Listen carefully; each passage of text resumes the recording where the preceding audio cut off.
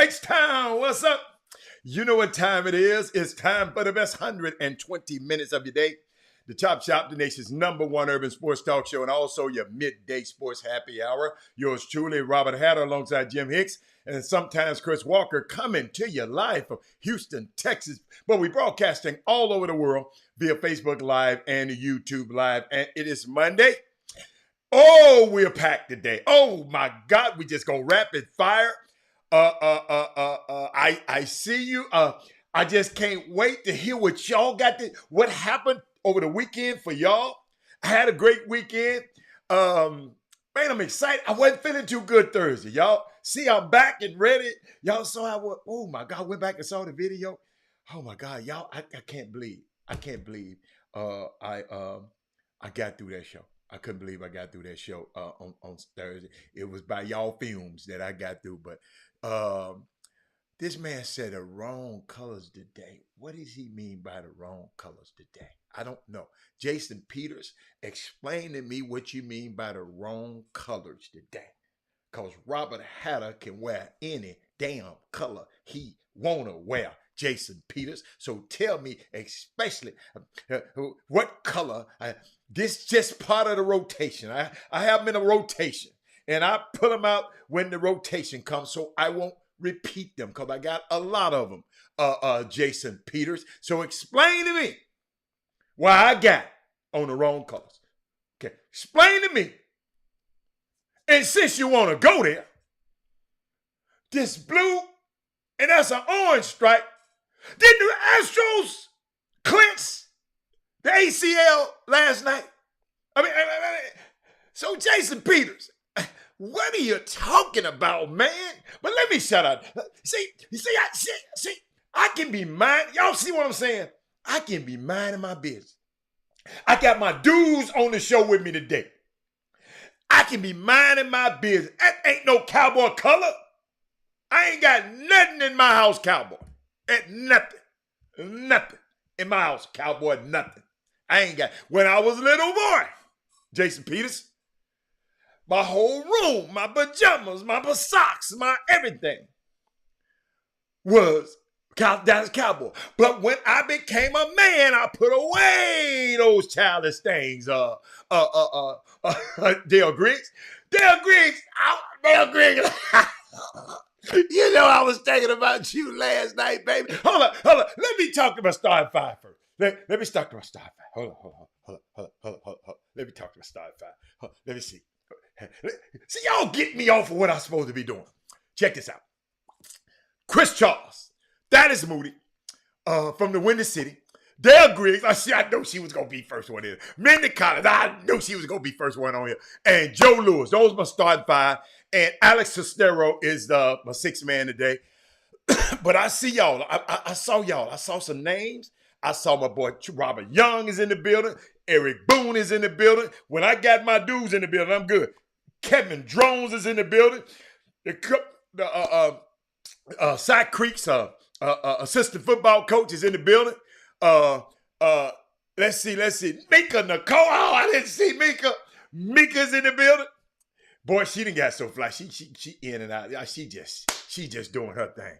Daryl Anderson is in the Bahamas, chilling in the Bahamas. Him and that Tony. Tell Tony I said hi. Let me see. Brian, I see you. Who else? Jessica Brooks. You know I got to talk to my girl Jessica. And Brandy. Oh, man, I got my girls. I got my dudes in here. Let me see. I'm just looking. And Jason Peters going to ask me about I got the wrong colors on. Man, I ain't paying no attention to this shirt. I just put it on. Because they said, you wear this from the day, Mr. Hatter. Y'all got to realize now, I do what? 14? 12? 8? 16 shows almost a month. So I got to make sure I'm not thinking about what I wore. If it's up to me, anytime I just see one in there, I'll get it. But I got a little system that just keep me from repeating over and over. Okay? All right? Okay. All right. Okay. Let's go. Jason, I'm just helping you out, baby. Deion Sanders was on 60 Minutes last night. You know I'm going to talk about that.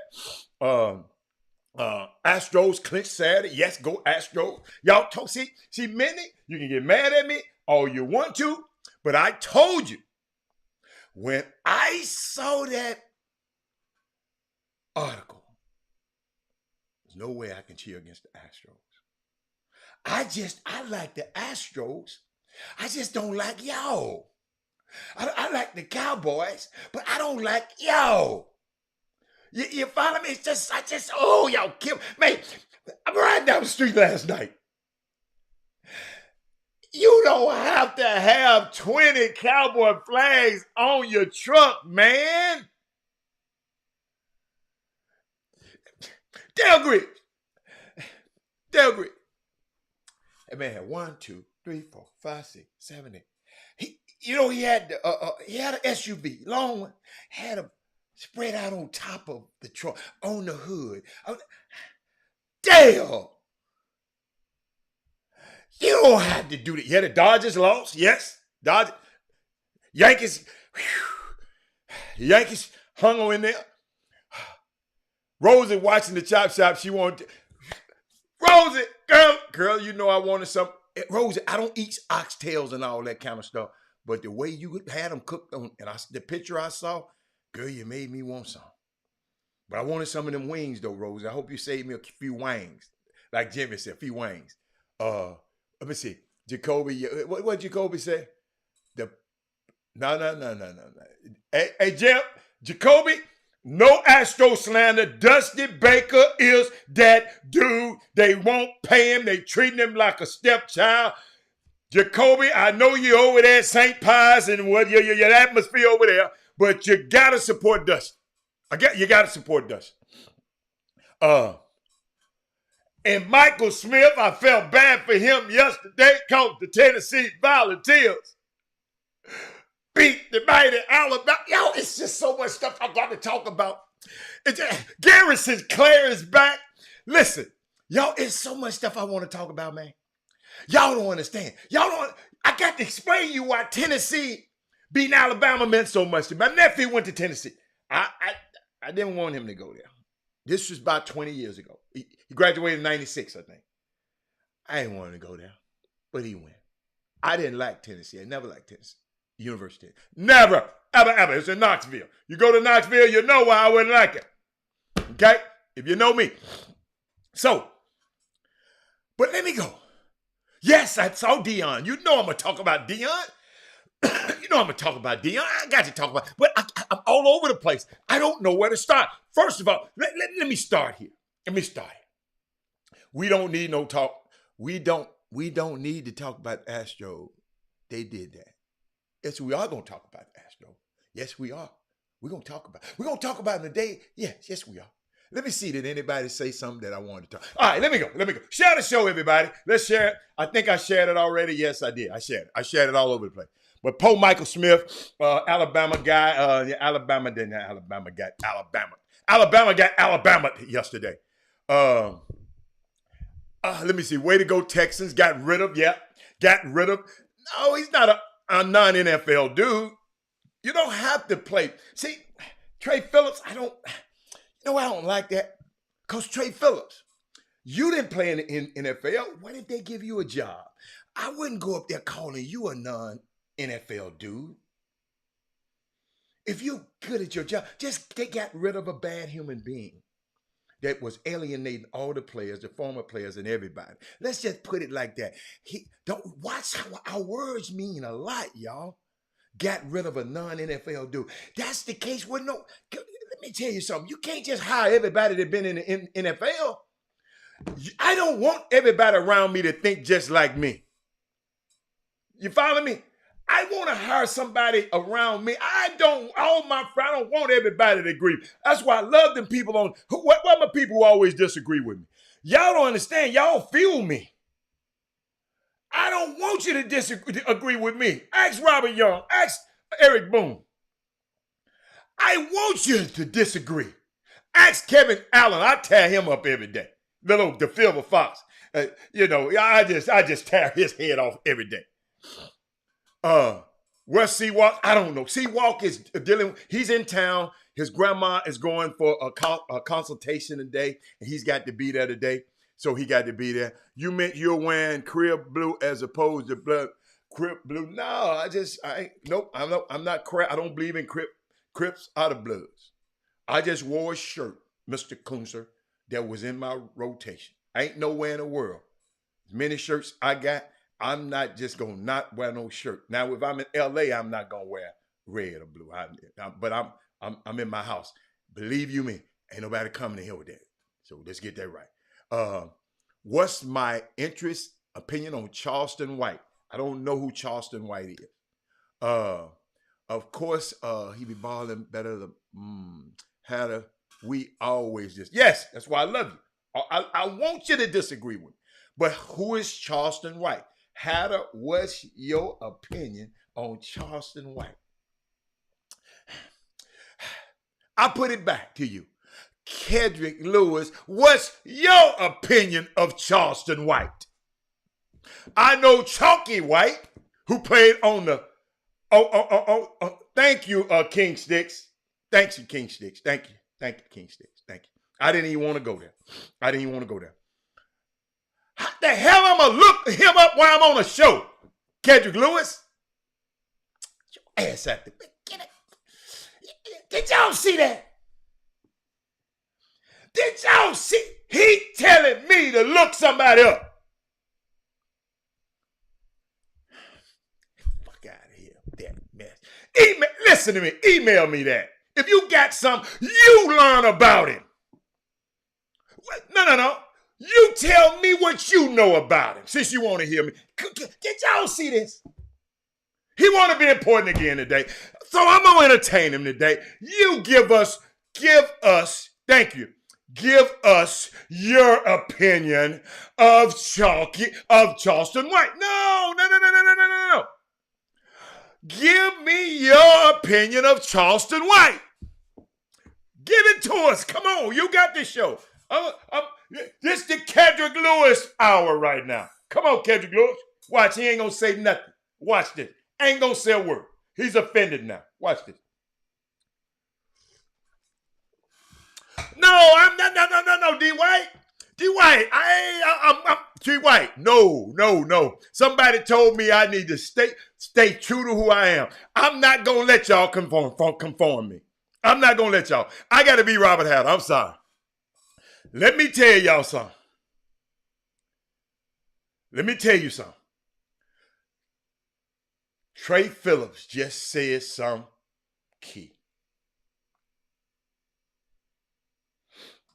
Have y'all noticed it's a certain rapper, shoe salesman that I don't talk about on this show? It's a certain rapper, shoe salesman I don't talk about on this show. Notice I'm not even mentioning his name. Trey Phillips put his name on the screen. I'm not going to get that clown. None of my energy. Y'all remember I told y'all. I know some of y'all knew. I told you, share the show right now. Everybody, thumbs up on YouTube and share the show. Protecting your energy is not a crime. Protecting your energy is not a crime. I am not going to talk about that dude ever on this show. Okay? All right. I am not, and Charleston White, if I'd have knew he was associated with that dude, not talking about that shit, on this show. Not talking about it. Them clowns, let somebody else talk about them clowns. Yeah. All right. So that's just me. Y'all can entertain that, but on here, bad energy. Bad energy.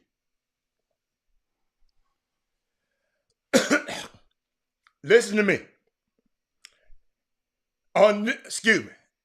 This the internet, but this is the chop shop, Kendrick Lewis. I'm just telling you, I'm not going to talk about it. So guess what? I'm not going to even look him up. I just said, that is Moody. That rapper, shoe salesman, I am not going to talk about him on my show. All right, let's get back. Over this weekend, I'm going to show you who I'm going to talk about. Over the weekend, I had the distinct pleasure of going to the clinic that Kevin Sampson put on this weekend. Share the show. Because we're going to talk about something. These are the kind of people that's doing something to help our community. The people I'm about to talk about right now.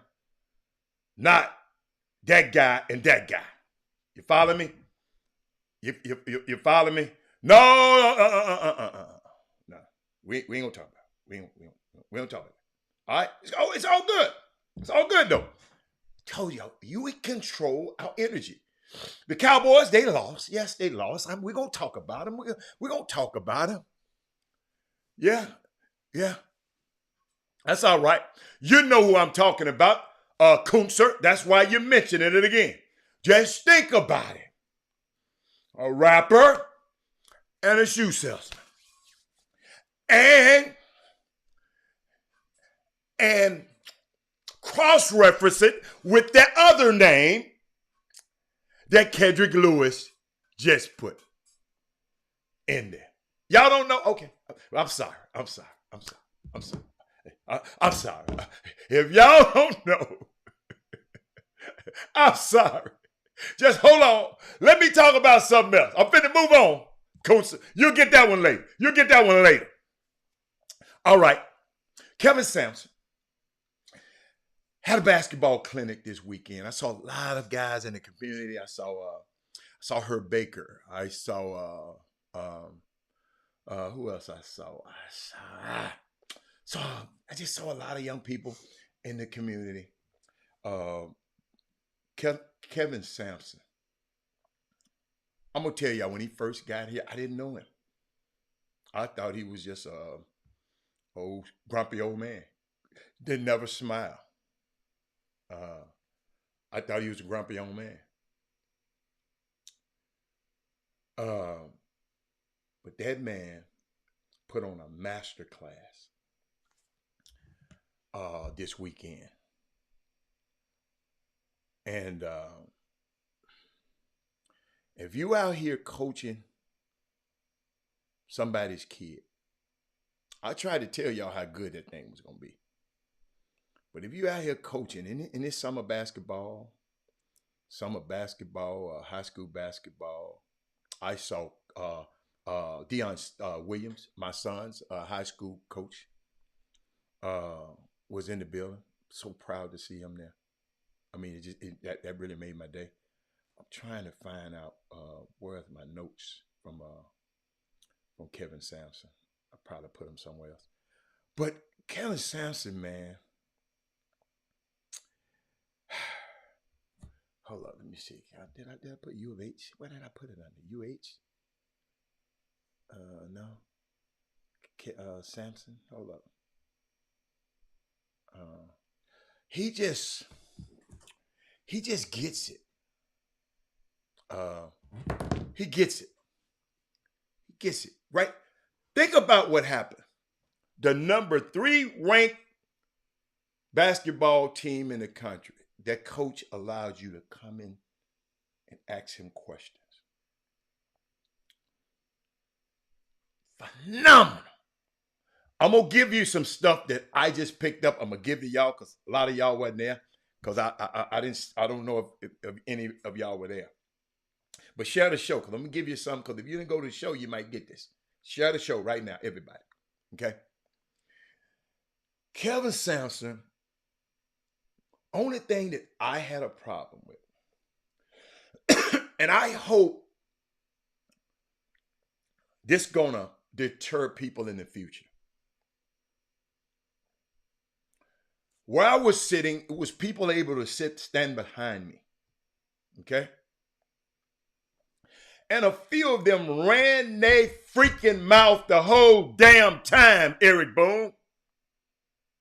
Why the hell did they come? Not one of them that won nothing.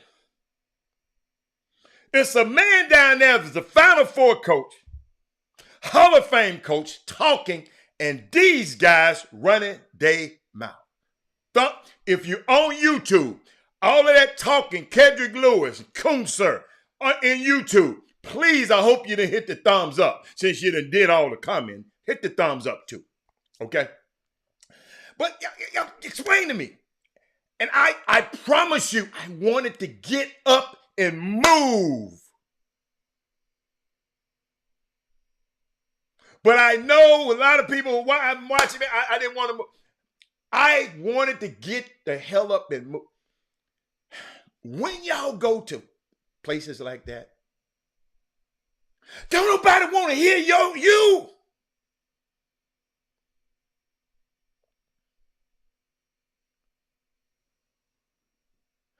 Just constant talking. I promise you,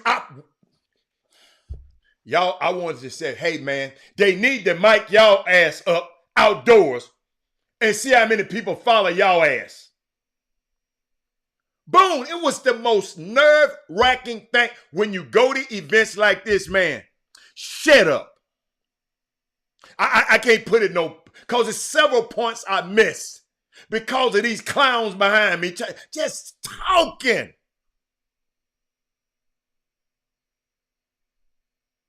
Sit down. All that room down there, they want to stand up here right behind me. Oh, I wanted to say, man, go sit your down somewhere, Chuck McGowan. Have y'all ever been in a place and you came to get some knowledge and you got some people just running their mouth? It's the most nerve-wracking thing. But let me give you some of the things he talked about. Jason Peters, I ain't gonna tell y'all no lies. Mindy, I was hotter than catfish grease. And I just didn't want to be a Karen, but I wanted to say, man, just get the hell away back behind me. And it was 2 sets of them.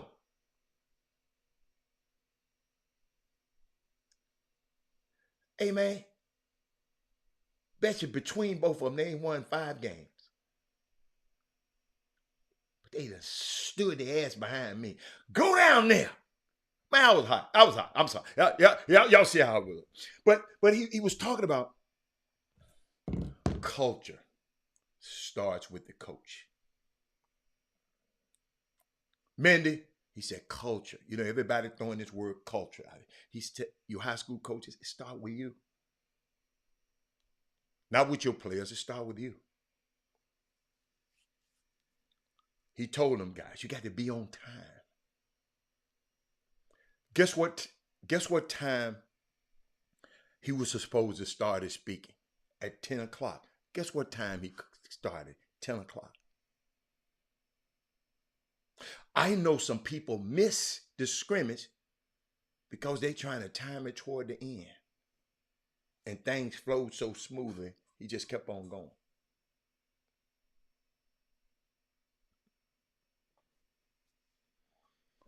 He talked about being on that. He said there's standards. He said standards. He's talking about standards. You got to have standards. He said the three people.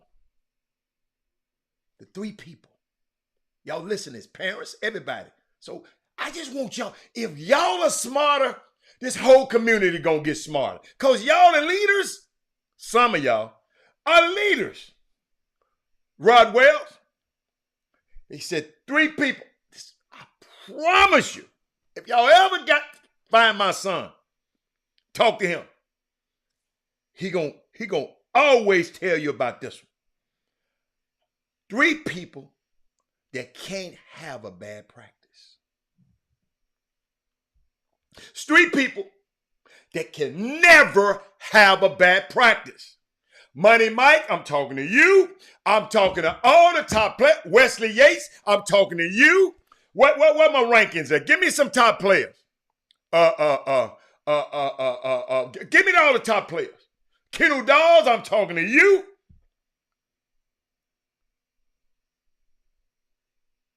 Three, he said it, coach,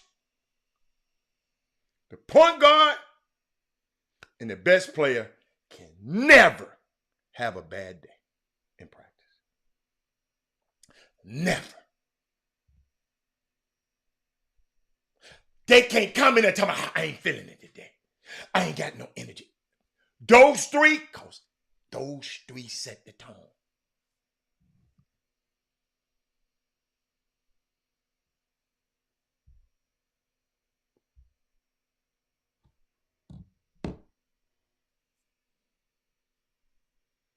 They can't. You can't have that. Then he was talking about best players on teams.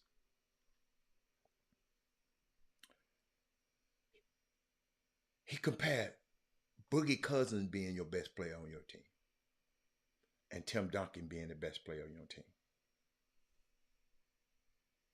How many championships Boogie Cousins won? Nothing against Boogie Cousins, but he was the best player on his team a lot of times. Then he talk about expectations. Talk about accountabilities. Talk about being about passive aggressiveness. Taco Fall was never the best player on nobody's team. No. Coaches are afraid to confront being passive aggressive. You got to be able to hold your best player accountable. Y'all know summer coaches, y'all don't have a chance because they ain't doing it.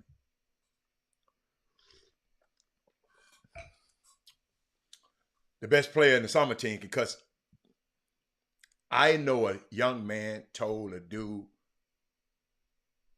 a coach, to suck his private part.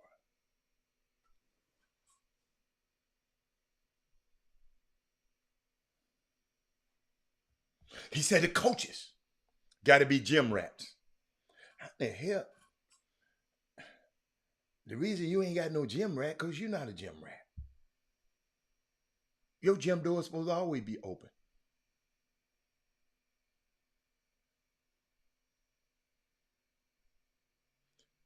Coaches.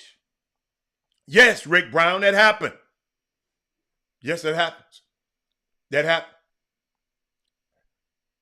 Coaches. Y'all don't even open up your gyms.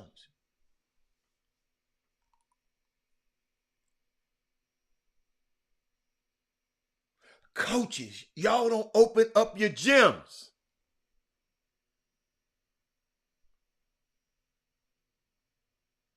People gave y'all the key.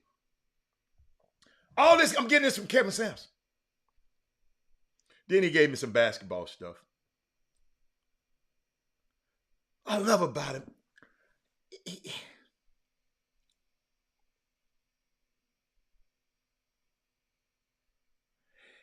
He asked the coaches, what do you want to be great at on your team? He said, always guard actions. Prepare for actions. Why you trying to go through the people in your district, the teams in your district you might play when y'all go into the bye district in the playoff. Watch what they're running, the actions they're running, and prepare your team for that. You got him defending something that he ain't gonna never play against. He should be defending against the offensive you run.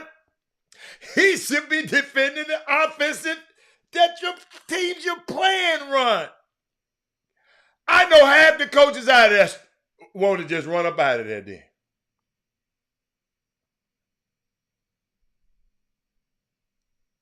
Yo, did anybody get that?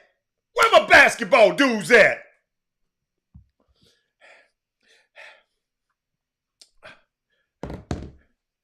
If somebody running this all the time against you in your league, make sure the kids know how to defend it. Who takes the roller on the pick and roll? He said you got to teach this and you got to drill this because in the game, they're going to forget it. It ain't about what you've been talking about and teaching. It's what they get.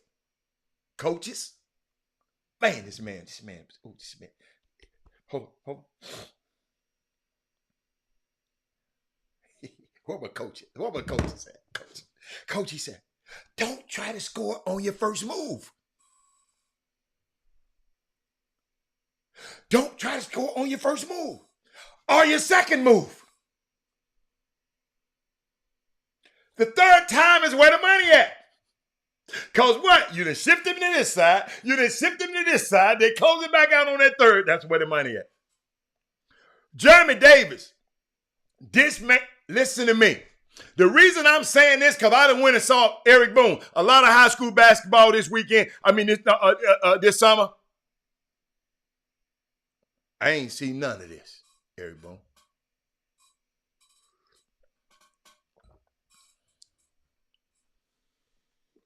Talk about the kids in the class of 2022. They have scored the lowest in 22 years in the task.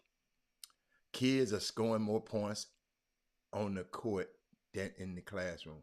Come on, parent. They have scored the lowest task test, okay?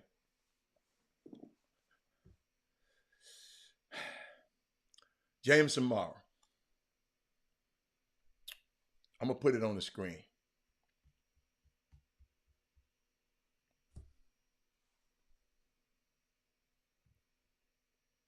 Is these kids in the city, in this city? And then I'm going to get back to Kevin.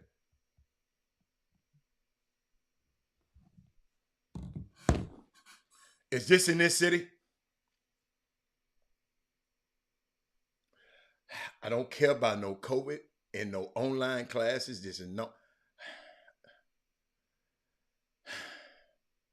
Coach, so COVID, you scored the.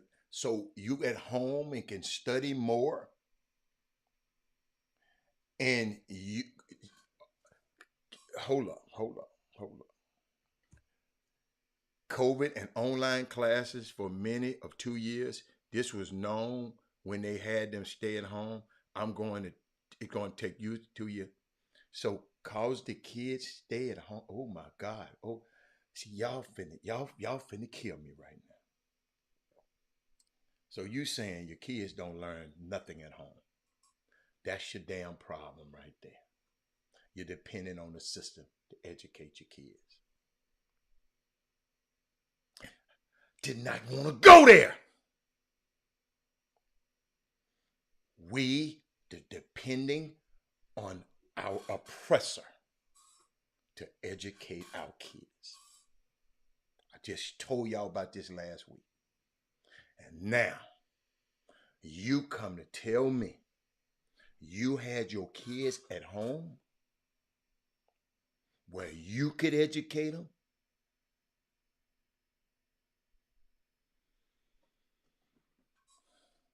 I don't care if it's nationally. I don't care, Darryl Barnes.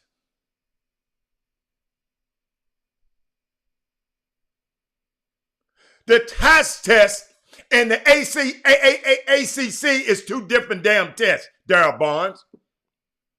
Go back up and read the thing. Wait a minute. Hold up. Did this say is the ACC anywhere on there? Y'all help me. Is the ACT test anywhere? Oh, we ain't talking about no damn college. We talking about these kids in the task test. We ain't talking nothing about no ACT test. Now I see y'all have listened. That's why y'all don't understand what the hell I be saying sometimes.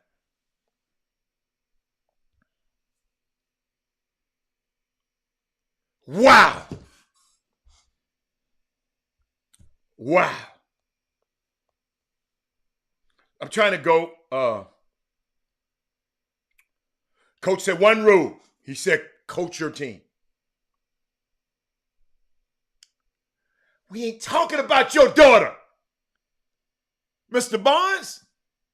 We talking about nationally the task test, and our kids are scoring low on it. And you talking about the ACT. You're missing the point. You're missing the point. You're missing the point. So he is wrong. Okay. All right. Okay. All right.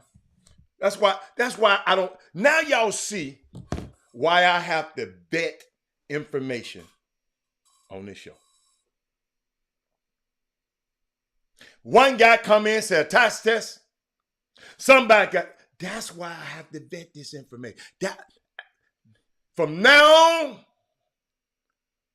send that mess to me over an email. If you don't know what the hell you talking about, don't put it on this show. If you don't know what you talking about, Jameson Morrow, don't put it on the screen. Go vet it. Get the information right before you put it on the screen. Back to Coach Sampson. He said, this is what I like. Where my mama's at? Where my mama's at? Where my mama's at?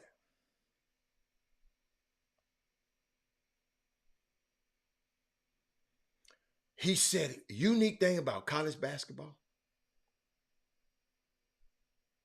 he gets to choose his knuckleheads, the bad people. In high school, y'all don't always get to choose them. They said at the school, and you got to fill a team, and sometimes you got to have some guys who ain't right. Parents, listen to me. Personal service. He said, I don't talk to parents about basketball. All your daddies think you know everything because you played for this school, you played in the Big East, you played in the ACT, you played in. Listen, Coach Sampson, don't talk to the parents about the basketball part. Not talking to no mama about no basketball and no playing time. Not talking to no daddy about no basketball and no playing time. Coaches, he gave them one rule. You coach your team. You let nobody else coach your damn team. Got a high school coach, Deion Williams, my son's high school coach, was in the building last night. Stop me, like, man, I mean, that's like a little brother to me. You know why? I let him coach his team. That's why me and him can be friends to this day. Some people would think people in my position of Belinda would just got. I know they used to thought I never told that man nothing about nothing. Guess what I did to him? I made sure his point guard was the best player.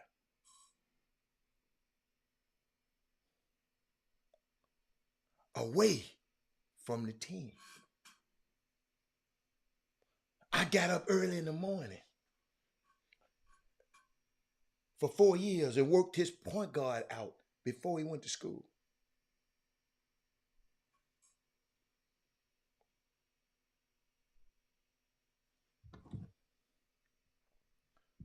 So I brought my bricks.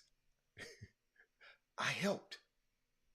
That's why I tell people when you come on this show, Belinda, come to bring something. Then you're on it. Then you're more apt to call your friend and say, man, look what I did. Belinda, you bring something to him. He told them, young coaches out there, at some point, he said, at some point, every coach gonna be an ex-coach. Go find an older coach that lives in your community.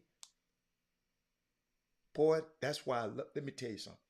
Why y'all always think of, I talk about Coach Woods over there at High Tower.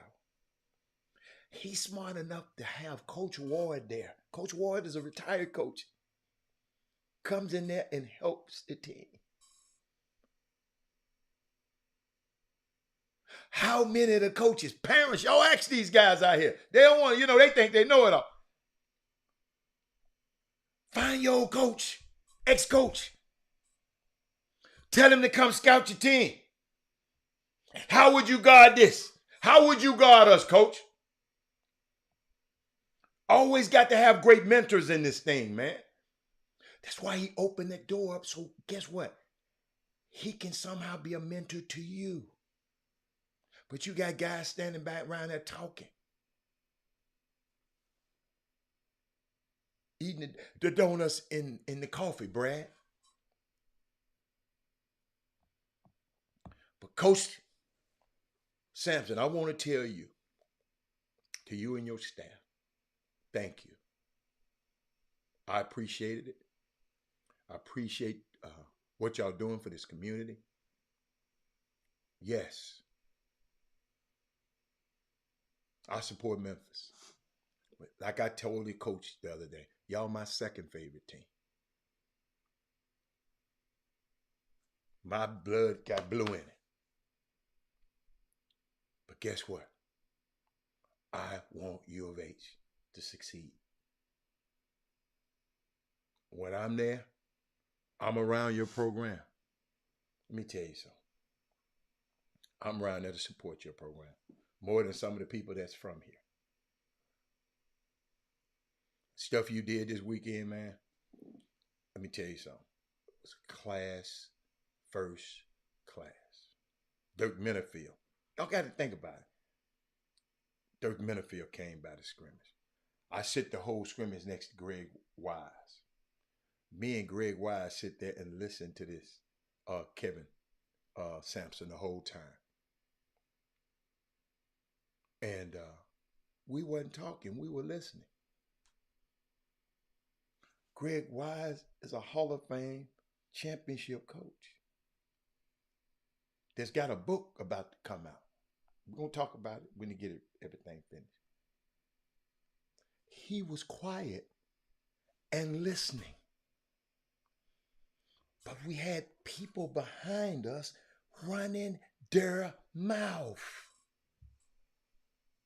What's up there, Silver Fox? I talked about you earlier. He said, what is TSU? TSU my third favorite team. TSU my third. Yes, thank you, Kevin. TSU my third.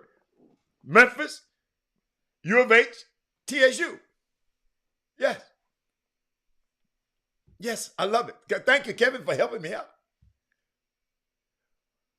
We have, Chuck McGowan said we have a diamond in this community, and put egos aside, we're willing to listen and learn. And I explained, man, if I was a high school coach, Kevin Sampson couldn't have got out of that. He was talking to everybody. Shout out to Antonio Medice. He was there because U of H had one of the recruits. One of the recruits played high school ball His dad played high school ball with Antonio McDyess in Alabama. So this kid is a UH recruit. So I got a chance to meet him and his dad. U of H got a hell of a team, man. Let me tell y'all something. Let me tell y'all, hold up, I can talk about it now. Let me tell y'all who I done fell in love with. I've been in love with him. I've been in love with him ever since he sent Hightower home a few years back. Jamal Shedd, Minor High School. I love him.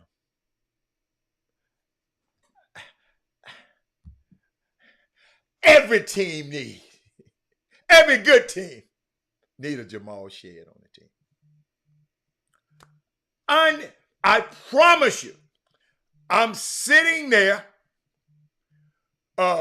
carnivores, Mr. Dews, I'm sitting there. I'm sitting, hold up, y'all throwing me off. What was that? I lost my train of thought. Messing with you. I'm gonna quit looking at this thing. But I'm sitting there, Greg Wise on my left, just watching. There's no way that I had a chance. I was a high school coach, summer coach. Man, Kevin Sampson them would have had to put me out of there. Well, coach, what about this, coach? What about this, coach? But that Jamal Shedd, thank you. Oh, my goodness. I looked up. Dirk Minifield. I wish he was watching the show today. I said, that team right there with Jamal Shedd going to win. Because they had Jamal Shedd. It had my man Jamal Shedd on it. It had Tremont Marks. And hold up. What's my McDonald All-American guy name? What his name? Bright. What's the McDonald All-American kid name? The new kid. What's his name? Oh my goodness. Give me his name, quick. Somebody give me his name. The new guy, U of H guy. Who I got when TSU. You know what I told somebody? I sound like a homer. I said U of H better watch out for TSU. I promise you, that came out of my mouth. Yeah, what's the kid name? U of H. Where my U of H people at? Oh, I got the kid's name. It's in my head. I can't get it. Grown man. That Tremont Marks is different. I can't find nobody, so I don't feel so bad. Let me look it up. God. Not Arsenault. I know who Arsenault is. Jarvis Walker. Thank you, Kevin Freitman. Thank you. Oh, my goodness. I'm going to repeat that. Oh, my goodness. Listen, he didn't make a jump shot, right? But every one of them looked like they was going in. No, it's not Arsenault. I said McDonald All-American, y'all. Arsenault was not a McDonald All-American. Come on now, y'all listen to me. Herbie D. Shannon Holmes. This dude got the prettiest shot to be this big and this wide. I mean, that thing was coming off like, oh my goodness. And guess what? And he kept shooting it like he'd been making them in practice. I didn't know all of that about it. I'm sorry, Jarvis. I don't know how your name just Walker, it went out. Oh my goodness. But y'all, that's Jamal Shedd. Put it like this. If you put Jamal Shedd on the other team would have won.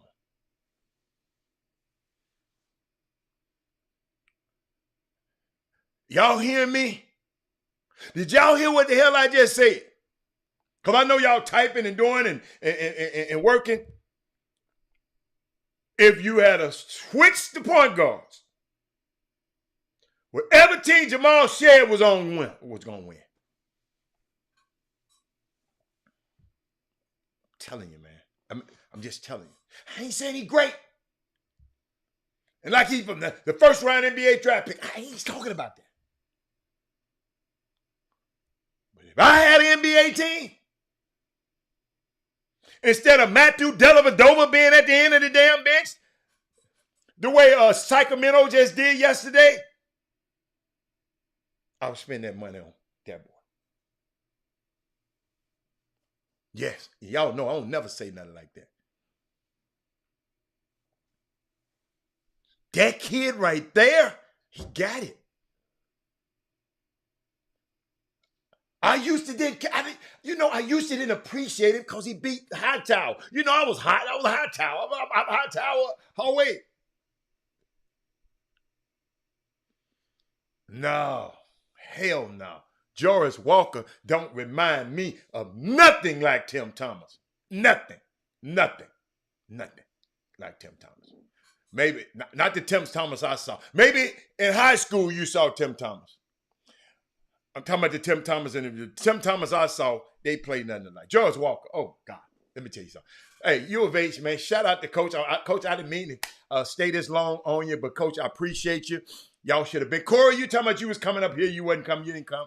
But, man, I appreciate that man open up his doors. But let me go. Baseball playoffs. Let me say the NBA season is about to start. I'm going to take a quick break. I got some stuff. Boy, I'm just going to go. I got a rundown of stuff that I want to talk to y'all about. Don't go nowhere. Corey, you wasn't there. I didn't see you. You was in and out. How in the hell were you in and out? You was either in, you was either in or you was out. I saw everybody walk in that door. You wasn't in there, Corey. But I'll be right back. I'm gonna give you a commercial. I got something for y'all when I come back. Oh my God. Ooh. Y'all wait on me. Hold up. Let me find it. Let me find my break. Don't go nowhere. Come right back. It's gonna be quick. Coming right back.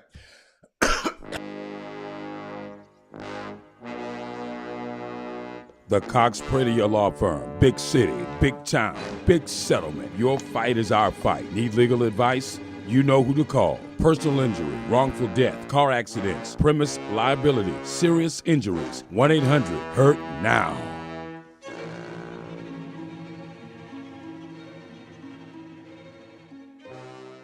All right, first of all, I want to shout out to Kendall Jackson, our very own Kendall Jackson, Howard University sophomore golfer. I'll show you why. Let me show you what Kendall did. Hold on. Let me show you what Kendall did. Let me find her. Did I know? Oh yeah, let me find her. I know I got her stuff somewhere. I got to find Kendall's stuff. Kendall won this weekend, y'all. Hey, Kendall won. She hold on. Oh, here it is. Kendall Jackson finished first overall in this tournament this weekend. First overall with a personal best rounds of 67, 74, and 71. Let me repeat that. 67, 74, and 71. Boom! You remember the young lady who played in the golf tournament with me and we won the golf tournament? Kendall, who came on this show, Kendall Jackson. She won the golf tournament this weekend, y'all. I told y'all she rocked. Y'all got to understand, just because you go off to college and play don't mean you're going to win a golf tournament. A lot of people go to college and don't win a golf tournament. She won the golf tournament. 67, 74, 71. This is her second collegiate win. She led the field with 1 eagle and 12 birdies. Shout out to my girl. Y'all, I told y'all, when we bring these young people on this show, I told y'all, prepared for them to be successful. Be prepared for them to be successful. We got some bad kids. I told y'all coming up in our community. Is Michael there? Michael still there? Come, I'm gonna get to Dust in a minute, but is Michael still there? Michael Smith. Alabama got beat, right? Tennessee, Alabama game, right? It's been 16 years since Tennessee beat Alabama, man. My nephew went, he said, ain't nobody at class today. He used to go there. He said, ain't nobody gonna be at class today. He said it was so many people on the campus. He was talking about when he first got to school and started going to school. He didn't realize where he was until that first Saturday. He said, They had a 4-star recruit there that weekend. This weekend, yesterday, on Saturday. He signed the next day. Other recruits, when you're going against Tennessee, you always trying to get that guy not to go to that game. You don't want the other schools, don't go to that game. Tennessee shows up, don't go to that game. I didn't realize this. He was telling me about Alabama. They play Alabama. He was just talking about they rotate with all the other West teams. Like wait a minute. Tennessee is in the East, Bama's in the West. I think Texas A&M in the West. He said, but they don't rotate Bama. They want to play them every year. They rotate with LSU. They rotate with A&M. They got a quarterback named Hendon Hooker, 24 years old, did his thing. But I didn't know they said no. He's a good. But it was amazing, man. I sit there and watch that game, and all I was thinking about Michael Smith on one side and my nephew on the other side. I said one of them got to win today. Shout out to Tennessee. I know that they from my home state, but I ain't gonna tell you no lie. Y'all ain't never heard me talk about the Tennessee Vols. I don't like them. I don't like basketball coach. I don't talk about them, but I got to shout out to the football team. And then what else happened? Robert Kraft had his wedding this weekend up there. Everybody was at his wedding. Tom Brady missed the Saturday. Tom Brady, I got y'all know what Mindy at. Y'all please bring Mindy to the front of the room because she said I don't let nobody talk about certain people. Tom, I love you. Thomas Edward Patrick Brady. You can't be on the sideline arguing with your people, right? And you take Wednesdays off every Wednesday.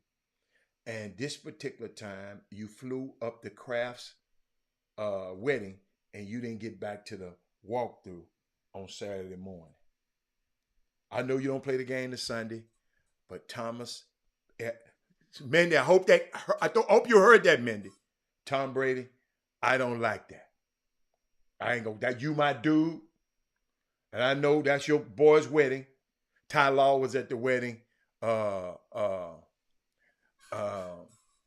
just didn't. No, Tom, I can't condone that.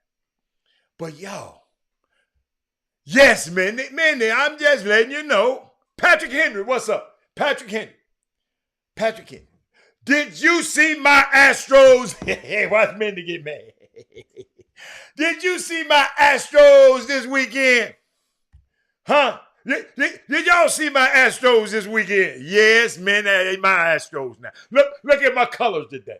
You see my little orange and blue? Yeah, my Astros now, right? But let me tell you something. I saw this, and I want to share this with you. I know Mindy over there tearing my head off.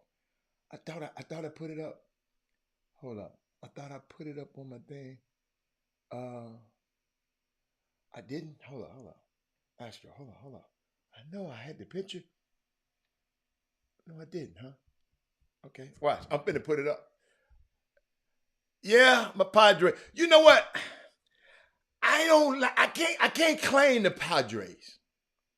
Okay. I like Tatis. See, y'all, I'm different.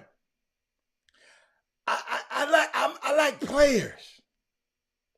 Okay, let me put this on the screen. I thought I put this on the screen. Oh, here it is. Got it. Got it. Hold up, y'all. My bad. Check this out, y'all. Check this out. Y'all check that picture out. I gave you a big one. Let me tell you why that picture was unique. Anybody can want to talk about Astros broadcaster, Rayford. He's the and Mariners broadcaster. Dave Smith posed with Dusty Baker, which is the first NBA playoff series with a black broadcaster from each team. Both of them guys, the black broadcasters from each team. Let me make sure I get this guy's whole name. I don't want to do him like that. You know how I am. But I found that I didn't know that y'all knew about it or not, because y'all be paying attention to everything. Yeah, hold up. No, I don't have him. But yes, awesome. Those young men. But shout out to Dusty Baker. I loved how Dusty Baker came, y'all. He was speaking to Spanish-speaking media, and he speaks to his Latino players in Spanish. I didn't know that. Minnie, did you know that? Yes. Robert Kraft, when you're a billionaire, you can be 81 and marry a girl 47. Yes, you can. Yes, you can. Think about that, y'all. Yeah, the Dodgers gone. Hold on. Y'all, so many, yes, I'm different. I like players, man. Man, I ain't never just like no teams. I mean, I love this team. No. It's got to be a player. I'm attached. If the player go, y'all remember, I used to cheer for the Patriots. I'm in their box at the Super Bowl. Soon as Thomas Edward Patrick Rader left, have you heard me talk about the Patriots? No. I like players. Let's see. Where was I? But Dusty, let me give you some Dusty stuff. Let me give you some Dusty stuff. I had some Dusty stuff. I like how he did that. Check this out. Hablo con él. Hace un favor a nosotros y posible tener fuerza para ayudar. That's one of the many ways that amplifies his leadership and respect, which is reciprocal. These guys love Dusty. We can't, but the dude that pay the check don't love Dusty. Watch this.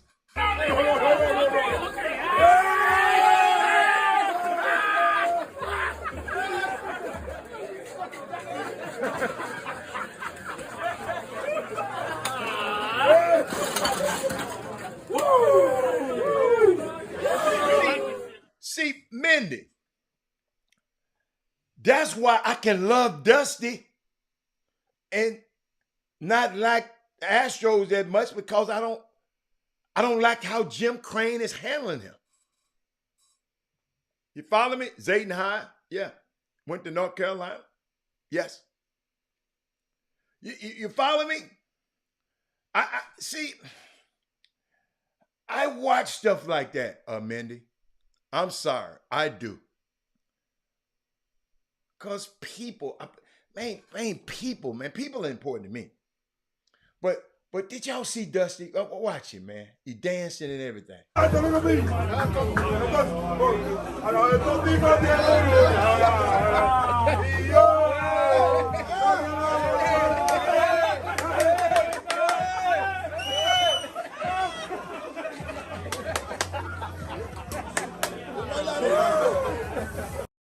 But you know what? Think about it. These teams like the Astros, who don't spend a lot of money, they winning, and the teams like the Dodgers losing and spending a lot. Oh, Kevin Porter got extended. Awesome. Kevin Porter got extended. Jordan Poole. Hey, Jordan Poole got more than Kevin Porter, didn't he? Jordan Poole. Hey, who's the better player than you? Kevin Porter? Jeremy Davis? Jeremy Davis just put this on the screen, y'all, so y'all know what I'm talking about. He said, talk about Kevin Porter getting some money. What y'all think? Talk to me.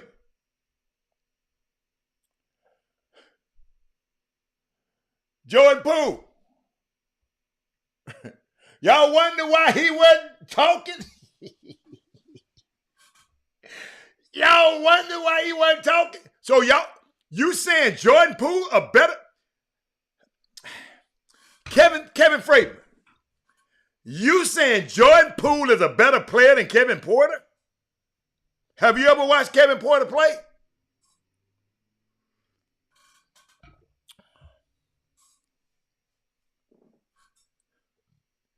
Have you ever watched Kevin Porter play? What was Kevin? I knew I needed me a basketball dude on there. Thank you, Robert Carroll. Robert Carroll, explain to him why you said hell no.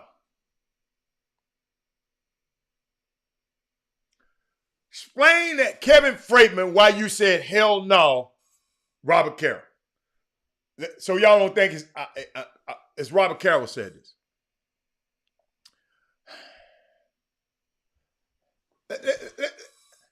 Let me give you some stuff and listen to me. You know I am. I'm not slighting other players. Okay, not finna slight other players, but I just want us. I just like to give us different perspective of it. You know, me being blessed to be in a position I'm in, know a lot of stuff that's going on that y'all might not be privy to. I just like to share it with you. Hey, Marissa, remember this. Somebody go look up. Hold on. Somebody look. I'll look it up because y'all take too dang long. Okay. Kevin Porter. Okay. When was he drafted? When was Kevin Porter? What was he drafted? What was his number? I don't remember. Somebody help me. I'm trying to look it up. Y'all know I can't. When was he? So he was the 30th pick. Let me see. Hold on. No. Let me look it up because I'm not listening to y'all. Y'all don't know what the hell y'all be talking about. I'm not gonna mess with y'all. Fell to the end of the first round. Okay, let's see. What pick was he? Somebody else give me one. I'm trying to see what pick he was. I might need my glasses on or something. Somebody give it to me.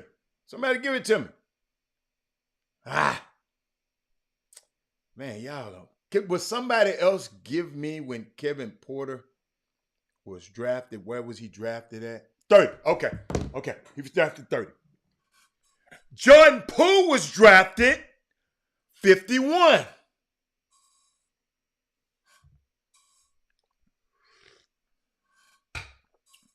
Thank you, Thaddeus Moody. Jordan Poole was drafted 51 in 2017.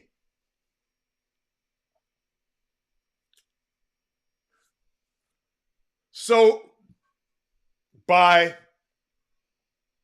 the draft pick, supposedly, Kevin Porter was supposed to be a better player. 51 is a long shot. I'm just giving you facts. Check this out. What Mendy at?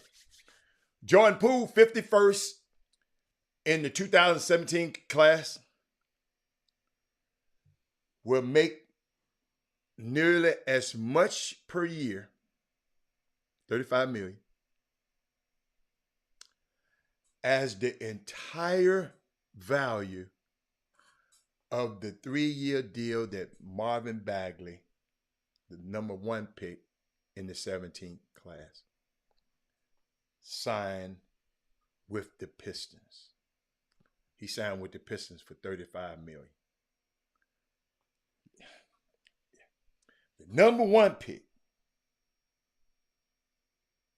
Marvin Bagley, in that same class, signed for $37 million. I don't know how many years. This young kid got a chance to make $35 million a year. Great story on about the value of development and fit. Not to say nothing bad against Marvin Bagley. Yes, we know Porter had discipline issues. But check this out. It's a better story of being, he was the 3rd best high school player on a good team. And perhaps a bit undervalued, overlooked because of it. He was a terrific prospect now because he went to Michigan. Don't get it twisted. I'm talking about Jordan Poole. Regardless of one's feelings on player ranking, being the 51st ranked player in the country is great, and many kids would kill for it. Poole went 51. Poole went 28.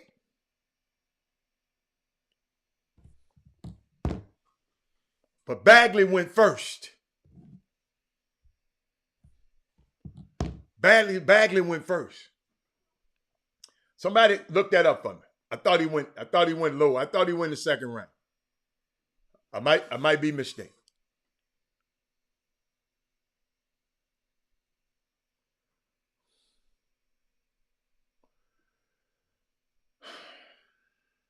I'm asking some, y'all. It's very interesting. Along a similar thought prospect. You're right. You're right.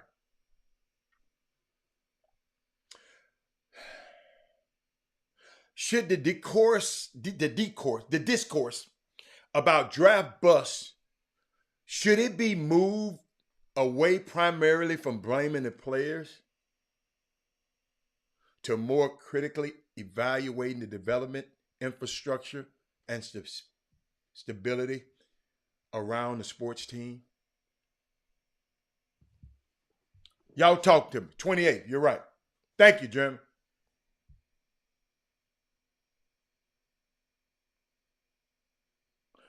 But he went 28th, and he making $35 million a year in the number 1 pick, Bagley, right now. Wow. Mark Edwards. Y'all talk to me. Is it the teams that these guys go to? Because we label Anthony Bennett a bust. We label Kwame Brown a bust. We label these people busts, man. Chuck McGowan. Y'all talk to me. And I'm asking big picture here. How many in sports view the success and failures of draft picks as based primarily on the player and ignore the team's responsibility? I know it happened in the NFL all the time. More than in the NBA.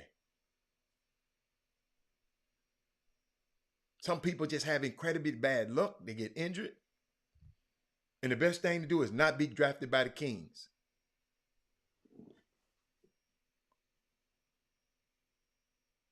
I'm just thinking about Angel. It just made me think. Some of these, because we always call it, he's a bum, he's bust, he's a bust, he's a bust. But we never said nothing about the team.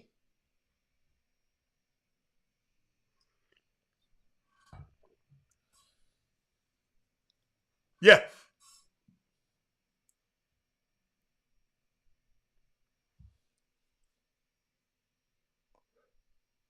I mean, it's a crapshoot. Kunsa says it's a crapshoot.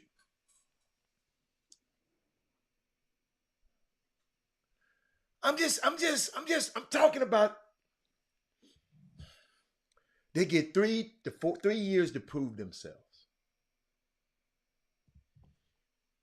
I just wonder, what is the responsibility of the team? Y'all got to help me. Some crazy stuff out here. I don't know if y'all been watching the games, the NBA games this year. They stopped all of this. They got a thing called a new rule called bench decorum. Just can't be over there doing all that crazy stuff on the bench no more. That like the what's the guy name played for Dallas? A kid went to North Carolina. Theo Pinson got famous for it. I saw a game the other night. Young man standing up, like his man was finna shoot a 3, and the man passed it to him out of bounds because he thought that was his player in the game. That man said, "Look at the Cleveland Browns."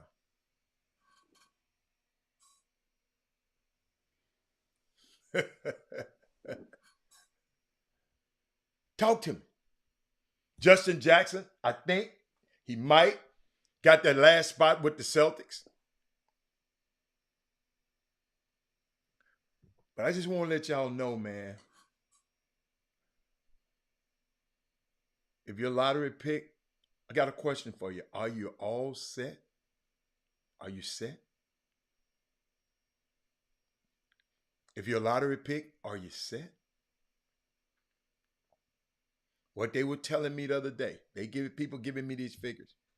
After 5 years in the NBA,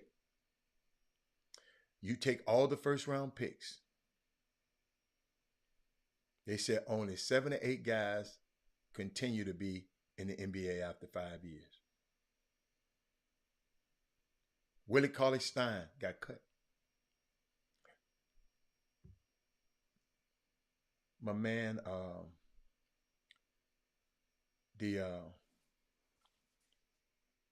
Tristan Thompson don't have a job. Dwight Howard don't have a job.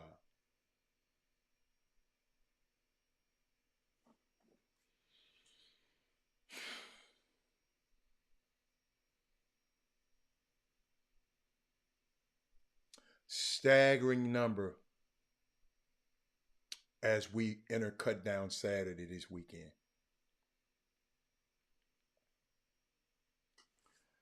Look at Marissa proud of the Astro. Y'all listen to me. I know these numbers. I'll be trying to give y'all these numbers because every one of y'all think your son going to the NBA. So I'm just giving you the numbers to help you. 91 out of the 504 players that finished last season in the NBA are free agents. Reason, usually 450, but you know they had extra players due to the COVID thing. Expect that number to grow with teams like Memphis, Oklahoma City, San Antonio, Utah, all expected to make their cuts. Probably in the next few hours.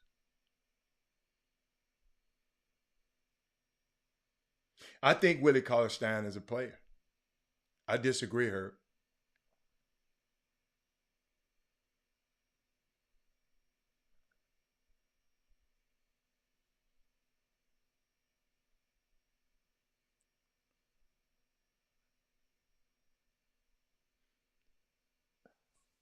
Carmelo doesn't have a job. I'm setting y'all up because I want to tell y'all a story, great story. Carmelo don't have a job. You're absolutely right.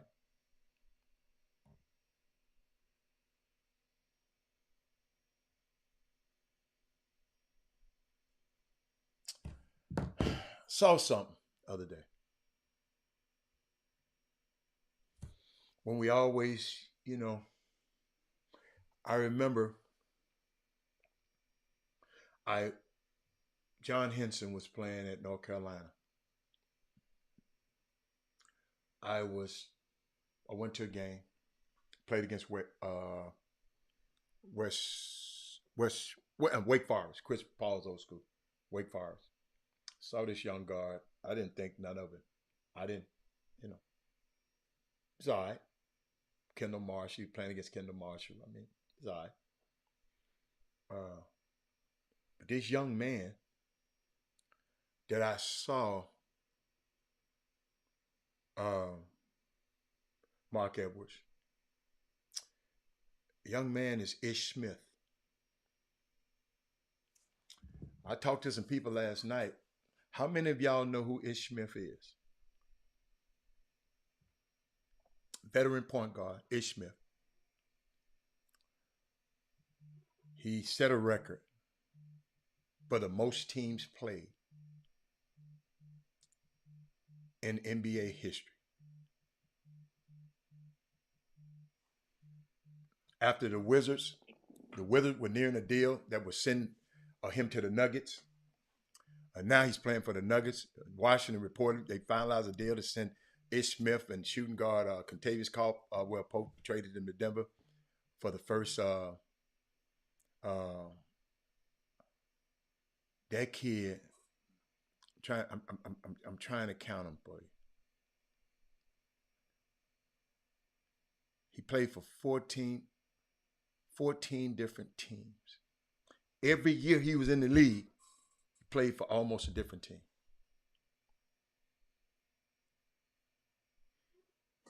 Let me give it to you.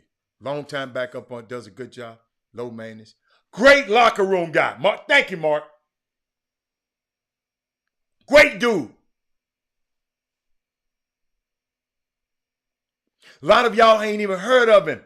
I remember him. I didn't think none of him at Wake Forest.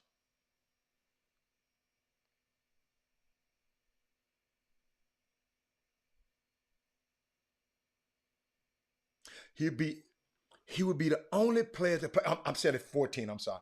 13 different teams.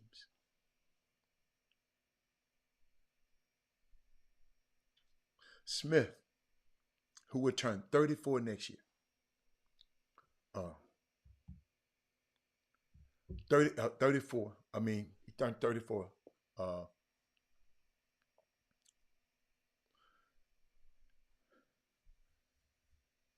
I'm just sitting there.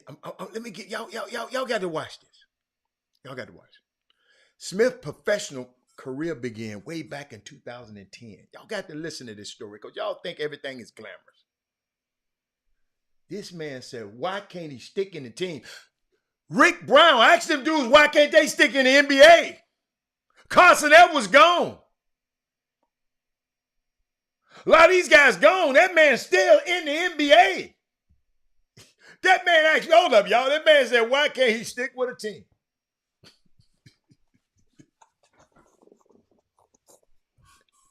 The man that played 13 years in the NBA. Rick Brown said, why can't he stick with a team? Yo, I can't make this up. Let me tell y'all something. Smith's professional career began. Thank you, Rick, for giving me some material.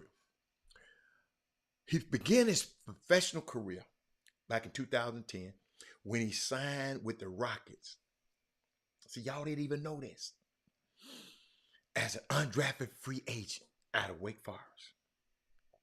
He spent less than a season in the Rockets before he was dealt off to Memphis, thus kicking off his journeyman status. Off to Memphis. That's 2.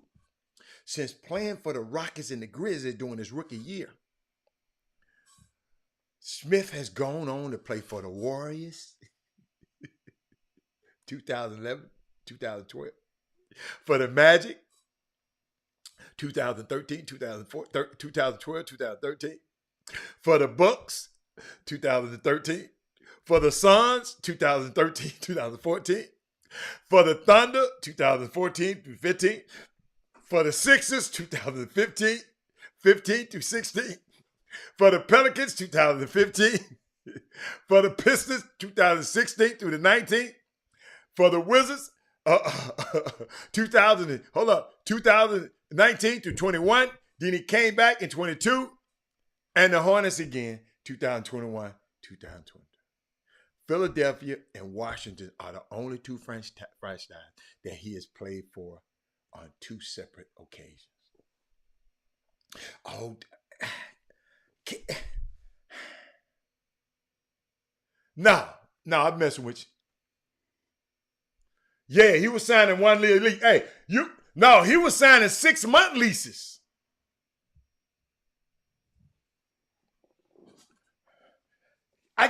I just told him that, Mark. Remember, most first-round pick, Rick, are out of the league in 5 years. This dude stuck 13 years, man. Rick, I saw him in college. He was just a regular guard. I thought Kendall Marshall was better.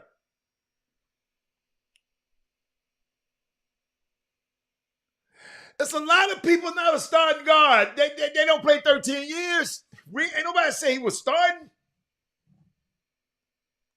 But what makes this guy so lovable? Because they got to just like him.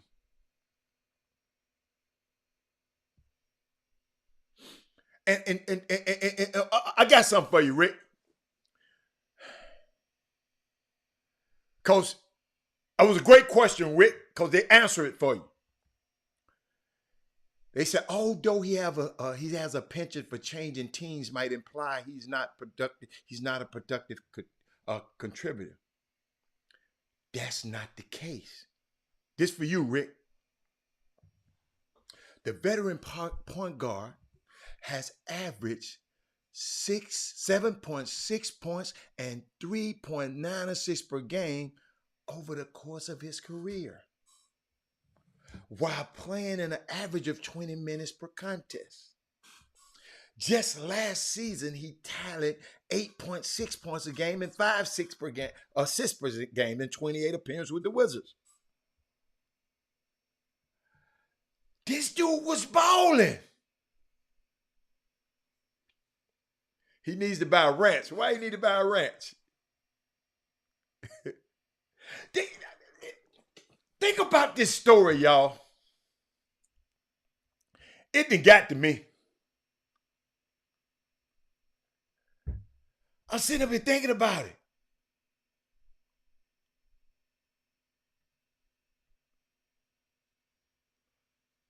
Sitting up here thinking about it.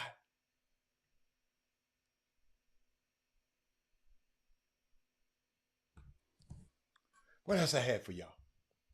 What do you think? He probably got a contract with. He earned. Oh, see. Look what Boss Light said. He has earned 41. I didn't look at his money. Is he married or have children? He must have one hell of a support system. That's a good point.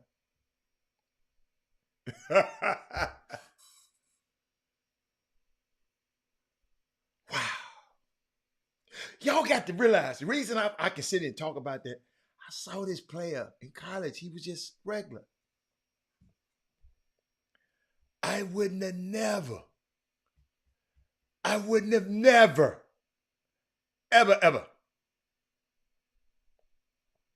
thought this guy would have been. Yeah, I'm sitting there thinking about this. Y'all, I'm serious. Y'all got me really, really thinking about this stuff right now. Wouldn't have never thought this guy. But I'm going to take a quick break. Hold on, let me see what I got for y'all right quick. I'm going to see what's going on. Hold on 1 second. That was crazy. Hold on. Oh, I want to talk about this when I get back. Matter of fact, I'm going to play it now. Check this out. You and Mike Tomlin are two of the few black head coaches in the league. I wonder what your relationship is like with them and your thoughts on Steve Wilkes joining that fold. I have a very good relationship with Tomlin. We don't look at what color we are when we coach against each other. We just know each other. I have a lot of very good white friends that coach in this league as well, and I don't think it's a big deal as far as us coaching against each other. I think it's normal. Wilkes got an opportunity to do a good job. Hopefully he does it. And we coach ball. We don't look at color. But you also understand that representation matters too, right? And that when young aspiring coaches or even football players, they see you guys, they see someone that looks like them, maybe grew up like them, that has to mean something. Well, when you say you see you guys and look like them and grow up like them, means that we're oddballs to begin with. And I think the minute you guys stop making a big deal about it, everybody else will as well. You and Mike Tomlin are two of the few black head coaches in the league. I wonder what your relationship is like with them and your thoughts on Steve Wilkes joining that fold. What do y'all think about that? Should I play it again? Did y'all get it?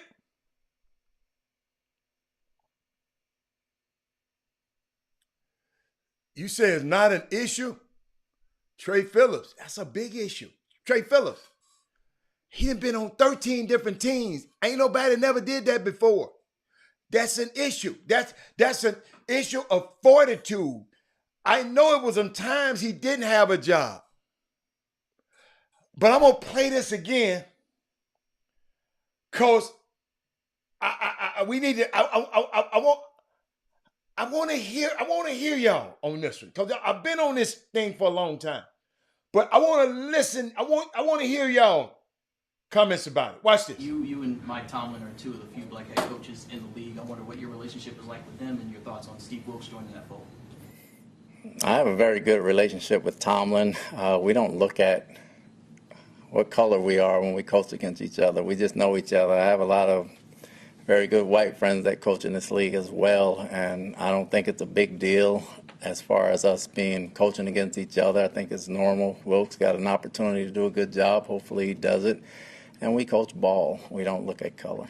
But you also understand that representation matters too, right? And that when young aspiring coaches or even football players, they see you guys, they see someone that looks like them, maybe grew up like them, that has to mean something. Well, when you say you see you guys and look like them and grow up like them, means that we're oddballs to begin with. And I think the minute you guys stop making a big deal about it, everybody else will as well. You and Mike Tomlin Huh. Todd Bowles, I disagree with you. It's hard not to see color. I know your spirit of it. It's hard not to see color. You might not see it. They see it in you. Color is a made-up construct. Absolutely. I agree. But it's in this United States, no, all over the world, it's fundamental. Why do you think they tell you to check the box on your census when you check the box?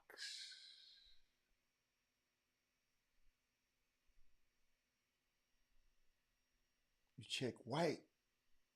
White don't have no drop-down box. You just check white. You check black or Hispanic. They got a drop-down, or other, or something, other, or something. That's why all the other races need to check black too.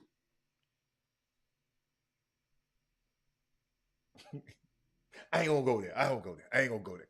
Let's go. But Todd Bowles on representation and coaching, I think the minute you guys stop making a big deal about it, everybody else will.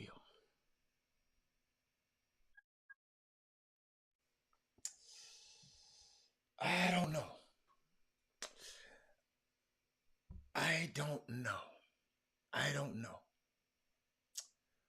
They asked that question. He had to answer it.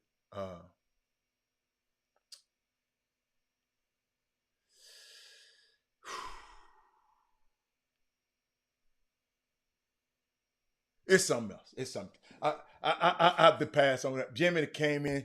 I see you in there, man. We was talking about Todd Bowles just made the girl asked him a question about him and Tomlin. I mean, y'all got to realize who doing the asking of these questions in these press conferences. These people just ask. Black coaches have played against each other a lot. Yeah, I just don't like a person saying they don't see color. Yes, you do see color. You do. You might not discriminate because of color. You got to see it because you got two eyes. Or that is Moody. That's why I don't believe in that. I don't see color.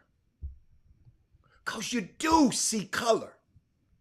They see it. That's why she asked about it. Maybe, I mean, and she said something about representations matter, Jimmy. And it's because of what?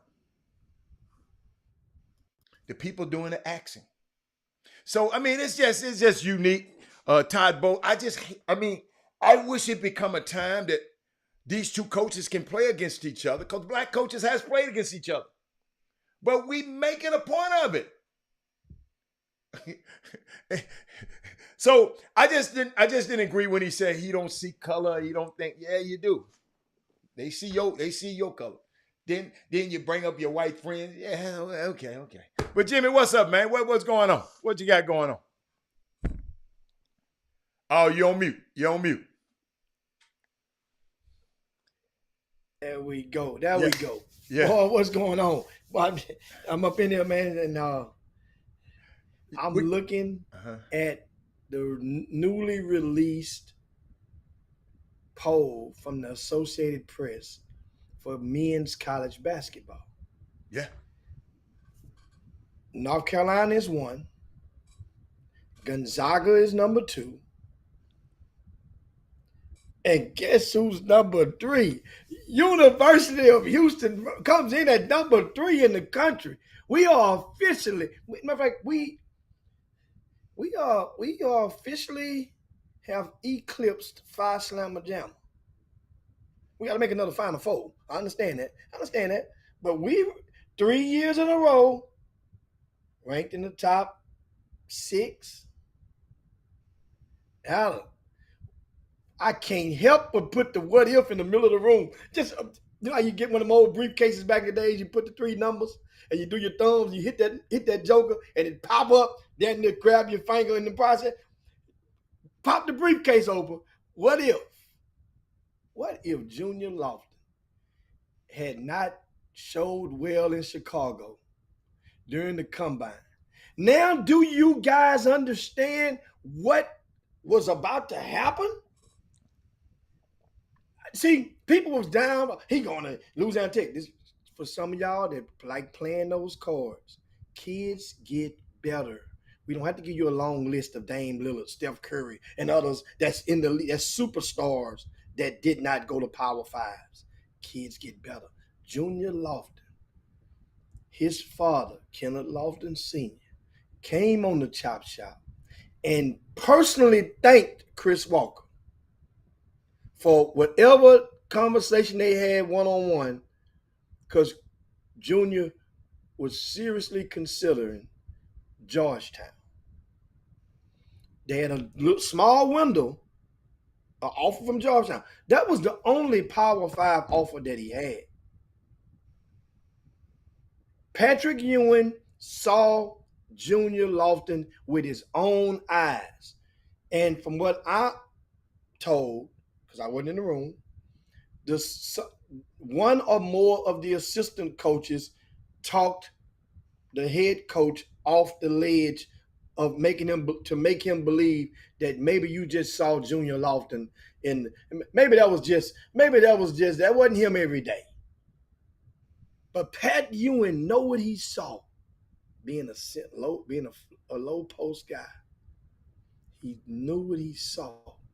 He said, man, this is the type of kid that I could get up in his program at Georgetown, and he would be happy to be here. He wouldn't be complaining about no playing time as a freshman. Wouldn't be no prima donna stuff. All of the what ifs. Junior Lofton goes to Louisiana Tech, and man, he takes the world by storm. And then the personality, which we all knew in Houston. We all knew he was a Gomer Pyle type. Oh gosh. I mean, that personality, he's a good jokester, but boy, his energy is almost always half to full tank of gas. I remember how we watched that boy and watched him a couple of years ago. I mean, Junior Lofton. And now look at him now. And so let's put things in perspective. So people won't go bonkers and go crazy. NBA is a very, very hard to make a roster. It's even harder to get your ass on the floor in the regular season. Anybody can go regular season, the preseason. That don't count. Anybody can go play and hit a double-double in summer league. That counts, but don't count comparing to the regular season. What is expectations? Let's put everybody in reality. What should we expect coming out the gates for Junior Lofton? Because they're going to play against the Houston Rockets later this week in the opener for Houston. So people won't go there thinking that you lead a game, thinking that Junior's supposed to play 20 minutes and this and that. What should He they might not expect? play, Jim. Say it again. He might not play at all. And why would that be? He just might not play at all. All you had to do was go look at the last few preseason games when they ramp up trying to get ready and get their rotations right. It's a chance that he might not play. He was not in those rotations. Guys understand he's a rookie. If they need him to play right now, then they ain't no great team. The teams that are great, they ain't no rookie. He ain't got a chance to play. So if he playing, that means you gotta understand them guys went to the Western Conference Final. Usually a guy that comes to play, teams that play in the Western Conference Finals don't usually have a rookie come in because they rookie know he gonna sit down. So he got to be a professional about it. He got to be Ish Smith about it. If he don't play, Ish Smith, I just gave a example of the guy played at Wake Forest, Jimmy. I used to go watch John Henson play. I used to see this guy at Wake Forest. I thought he was just a regular guy. He didn't play 13 years for 13 different teams in the league. More than anybody ever. He played, he get a year. Jimmy, he done yeared it for 13 years. And a lot of people on this feed don't even know who he is. And just don't be surprised if he don't play. Because you in the NBA, ain't that many. Everybody want their minutes. You got 5 rookies on this team. 5. Where they gonna play? I mean, that's all. It ain't no big deal. It ain't nothing against Junior. If they got to play Junior, that mean they not that good. And the Memphis is an expecting playoff team. Yeah, Jimmy, they got a MVP candidate on his team. Ja Morant is an MVP candidate. Jimmy, they just gave they just re-up the young Brandon, the guy came from Virginia. They just gave him a deal. All of these guys playing in places that Junior could play in. They just re-up these guys, man. So he just got to be patient and be patient and be patient. That's all. In this NBA, it's about patience. Clark. Thank you, Clark. Brandon Clark, yes. Just gave him some bread. He's one of the most energetic players you ever want to see. So it's unique, Jim. I mean, it's you never know. But I just want you to expect if he don't play, don't be disappointed. Just understand it's a playoff team. He's going on. They used to always tell me the best thing about a freshman, he become a sophomore. If you got to play a freshman point guard in college, your ass probably gonna lose. Unless you got, like Kentucky got 12 more badass dudes with it. So it's always, it's unique, man. And you just got to understand how the NBA works. And guess what, Jimmy? Anything can happen. Somebody can say, well, I just didn't play him. I was just saving it. It might, hold on, man, it might start Junior. Not first year, no, I'm just kidding. But no, but you know, you never know. But what I've been doing, Jimmy, I've been watching I've been watching a lot of basketball. This package. I've been watching the patterns of the teams. These last 2-3 games, those patterns fit who's gonna, the minutes ramped up. They call it ramping up. That rotation ramping up. That rotation, that they getting there. And the unique thing Junior might have in his favor is the big boy gonna be out, I think, longer than they saying it is. Jaren Jackson. He hurt. I think he gonna be out extended time. So it might be some minutes right there. Might be. So we just see. Well, if he don't play against the Rockets, then he ain't gonna play no time soon. And they don't care about coming home. This ain't grassroots basketball. No, they don't care. They don't care about you coming home and playing in front of your home crowd. It's a business out there. Yeah. And just by him right now, you get 15 players on the opening day roster plus 2, because you got two-way contracts, and so every team technically have 17 on the roster. 2 of them being the two-way contracts. Yeah. And here's the thing. It doesn't even make sense. See, the business of it, here's how the business sense, from what I understand from afar. If they sign you to a two-way contract, they don't really want to play you early.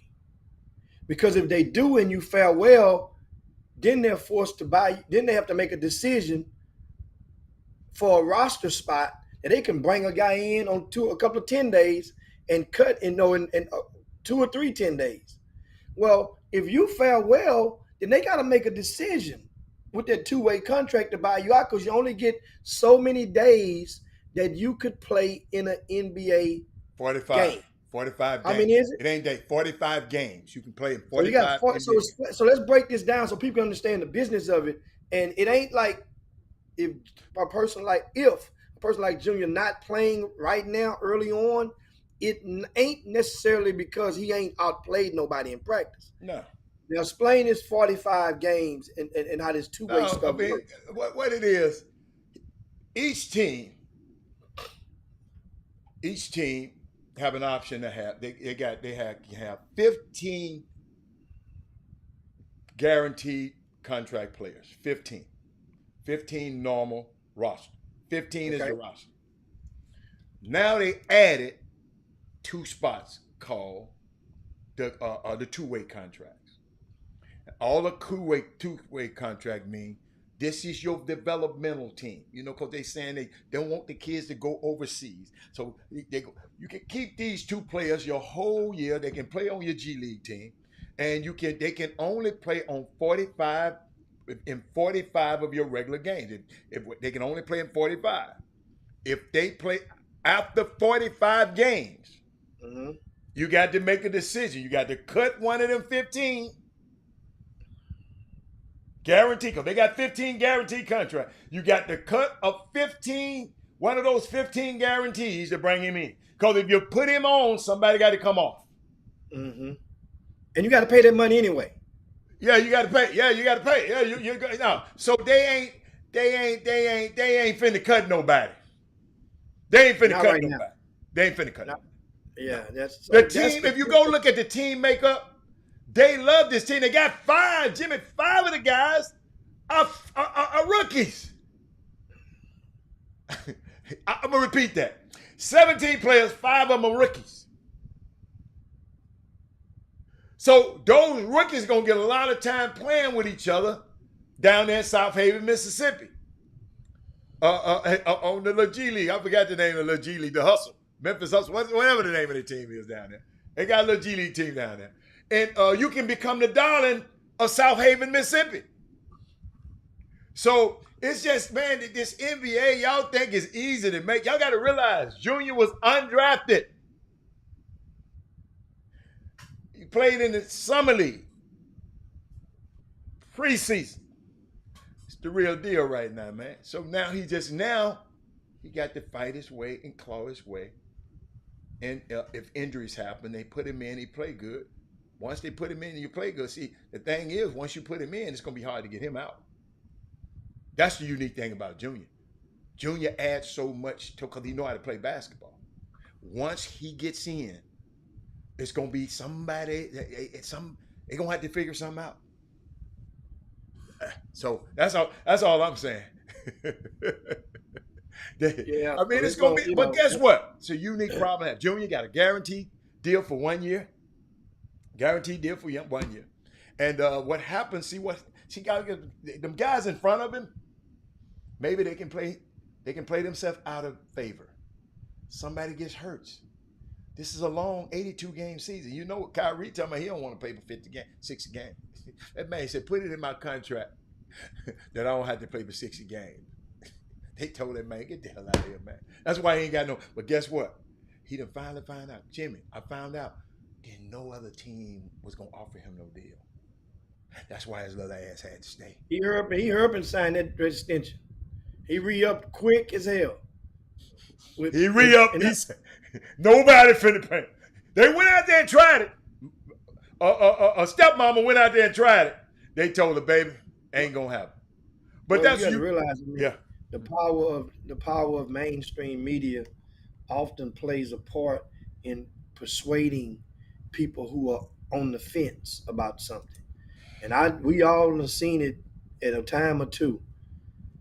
Boy, Stephen A. Smith put the hammer on Kyrie Irving over and over and over again with his narrative, basically pleading with teams to not sign him. Say that again? I didn't hear it. Basically pleading with teams to not sign Kyrie Irving. He over and over. Who was doing that? Who? Oh, Stephen A. Smith. And so what happens is if you're 50-50 on it, and you sit there and you hear it, and you start hearing, it's like hearing a defense lawyer make a case. Do you think they got to hear what Stephen A. Smith said? No, they hear. Jimmy, they know.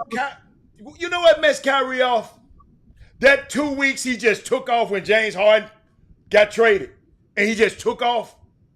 And that time he talking about he had a personal problem, then he wound up at the party with his sister. Let me tell you something. These owners have put up with a whole lot of things, but not showing up to play is not an option. I'm gonna repeat that. Not being reliable, they'll pin up. If you shoot bricks all over the place, they'll put up with it. But if they feel that I'm paying you and you don't want to come to work, they ain't having that, man. That's why Josiah had to put his foot down and said, no, Kyrie, no, player. That's not going to happen. You run your shoes over. You don't run this team. That's what he told him. But, man, this man talking about the Lakers. He always talking about the Lakers. Oh, my God. We got this dude here, man. And the Lakers have their own set of problems that we all saw coming from a mile away. And when they went and picked up Lil Ugly, both Lil Ugly 1 and Lil Ugly 2. As the guards. And we saw it coming. Mm-hmm. And you think about it, my thing is Coach Ham waits till a week before to publicly say what was inevitable.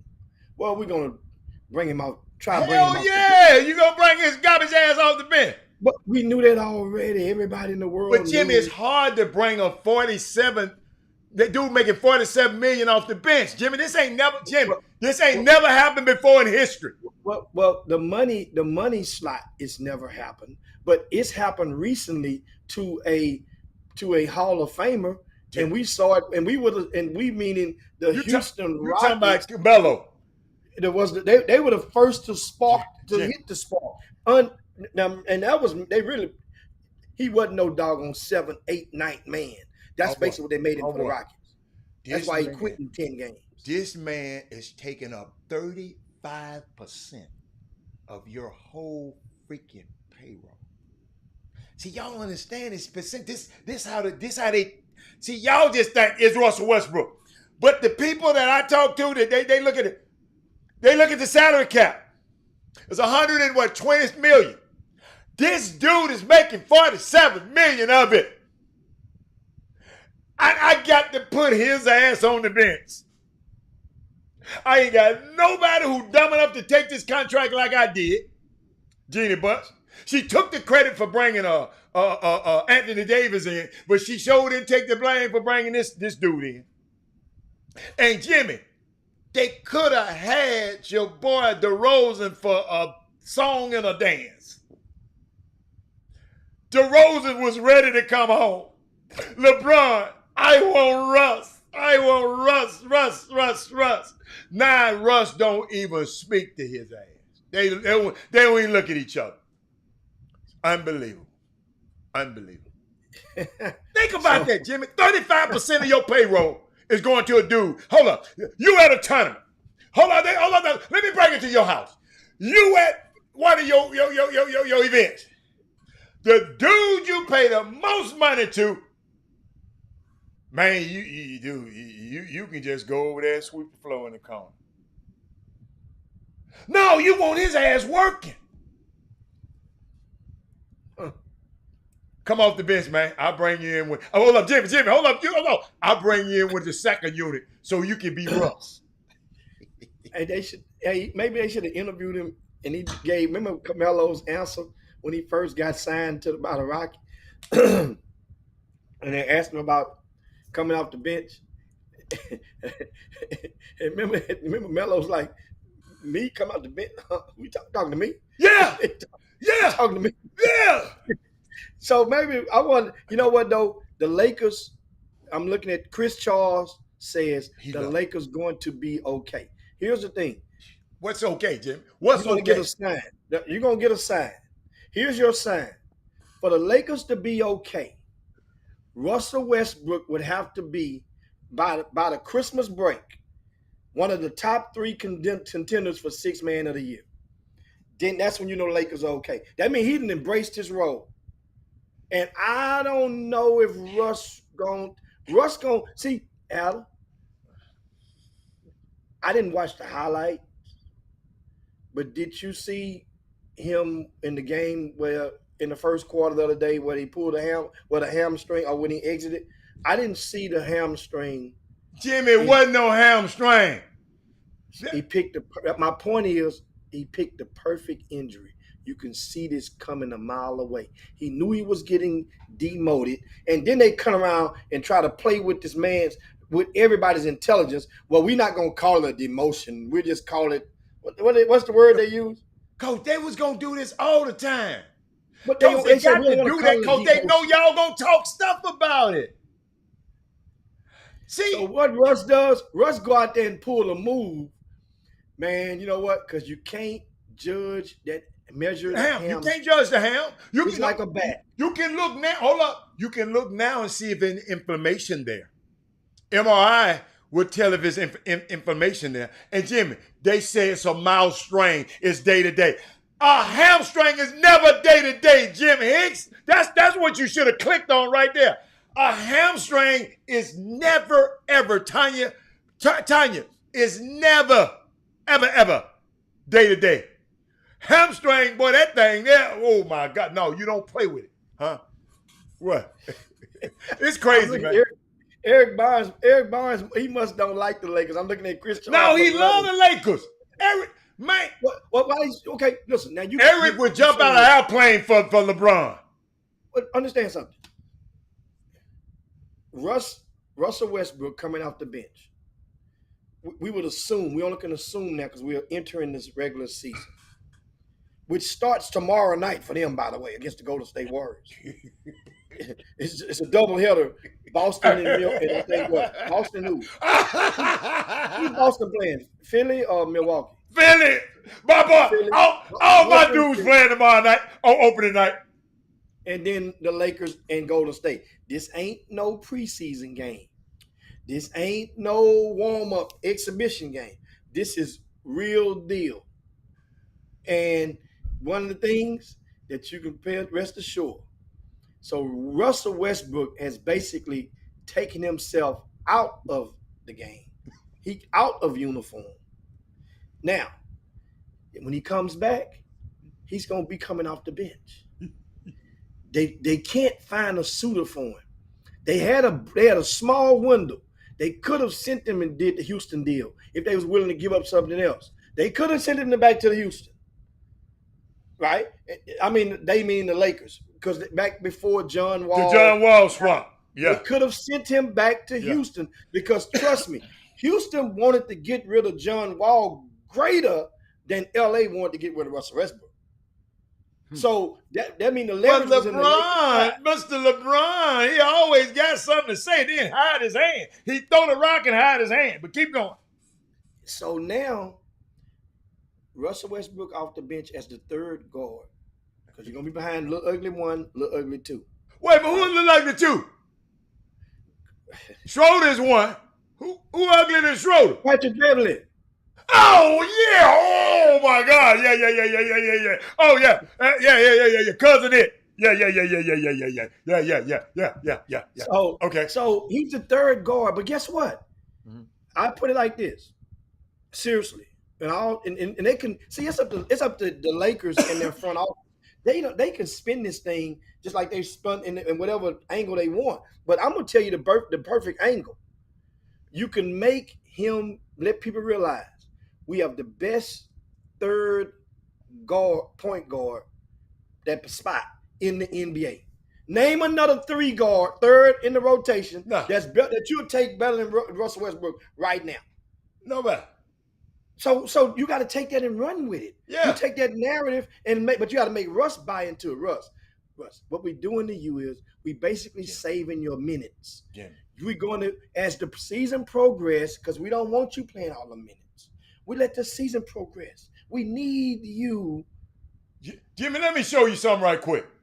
Watch this. By Aiden McDaniels. Foul on Westbrook. McDaniels' third year out of Washington. Go to the line to try to complete the three-point play. By Jaden McDaniels.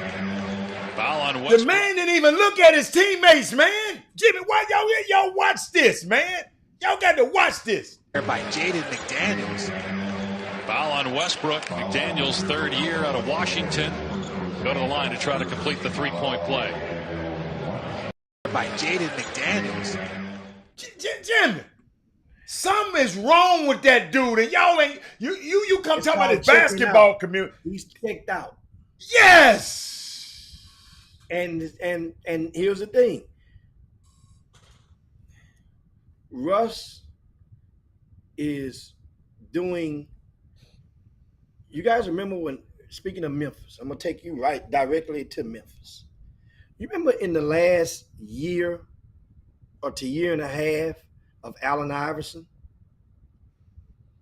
Remember Allen Iverson came to the Memphis Grizzlies. Jimmy, we laid out the red carpet for him. And what happened? They told him he was going to have to come off the bench. And then what happened? He quit. He checked out. This is Allen Iverson part 2. Guess what? I never forget this. The owner, Hinesley, his wife told him, baby, go get Allen Iverson. I want him on this team. The man went and got Allen Iverson because his wife said it, man. And then he said, hey, baby, don't you tell me nothing else about no damn basketball no more. And run his ass right up out. Man, they gave him Gibson guitars, because the Gibson guitar place, they gave him guitars and shit. Give us our guitars back, Allen Iverson. But Allen Iverson his first statement was, I ain't no bench player. Yes. I don't for nobody. Yes. I'm just paraphrasing. I'm not That's reading a good it out. point. I'm just telling That's you a guys. good- I'm that's a taking you good- guys way back. I don't remember what year it was. I remember it happening. Yeah, that's a good analogy. That's a good one. AI said, I ain't coming off no bench. Then they put his ass on that bench. And he was moping and he playing 13 minutes here. He come in the game. Then finally said, we can't afford to put him in the game because he's going to do something to embarrass Yeah. everybody. Yeah. So then AI, they finally, and that was the beginning of the end. No other team would take an option, take an advantage. I mean, take a chance on him pretty much after that year because they realized, man, this dude ain't for the buy-in. He's not the talent he was. He's on the back end of his career. He's not. His speed was one of the attributes of him because he was so short. He was partying every night, Jimmy. I'm telling you what he was doing. Partying hard. Hold up, but Jimmy, I'm sitting there watching Westbrook. Westbrook just made a rookie mistake. He let Jaden McDaniels go backdoor. Jaden McDaniels go backdoor on him. Jimmy, I like him though. I know, but you don't let him go backdoor. You a vet. Yeah, look at Herbert D. See, that's their problem. That's these people. Yeah, he got $44 million. Russell Wilson, what? Russell Westbrook getting 47 for 1 year, man. It ain't about the money. All of them gonna get some money. Who got 44? AI? Yeah, he talking about AI got the 44 million. But understand something. Remember what the old saying about that's money? The problem right there. Let's see how much you see him smiling. No. Let's see how much he getting now. Why ain't no team? Philly ain't even bringing him back to work with the program. Dude, it's a right way to do wrong, man. Let me tell you something, man. Y'all think because y'all up on top of the world, that's why I tell y'all, quit kissing these young players behind. I'm going to say it again. Quit kissing these young players behind. Because you kiss their behind so much, they become the Russell Westbrooks, and they become the Allen Iverson. And the first thing, well, he got 44 million. Yes, he got 44. But guess what? He didn't do what he was supposed to do with that 44 because what? He had to file chapter 11, 12, 13, and 14. So all of them getting money, Herbert D. That ain't the issue. Russell Westbrook getting $47 million, man, this year, man. And the people just saying, man, we got to get something for him. They really don't want him. LeBron don't want him. That's why he mad, Jimmy.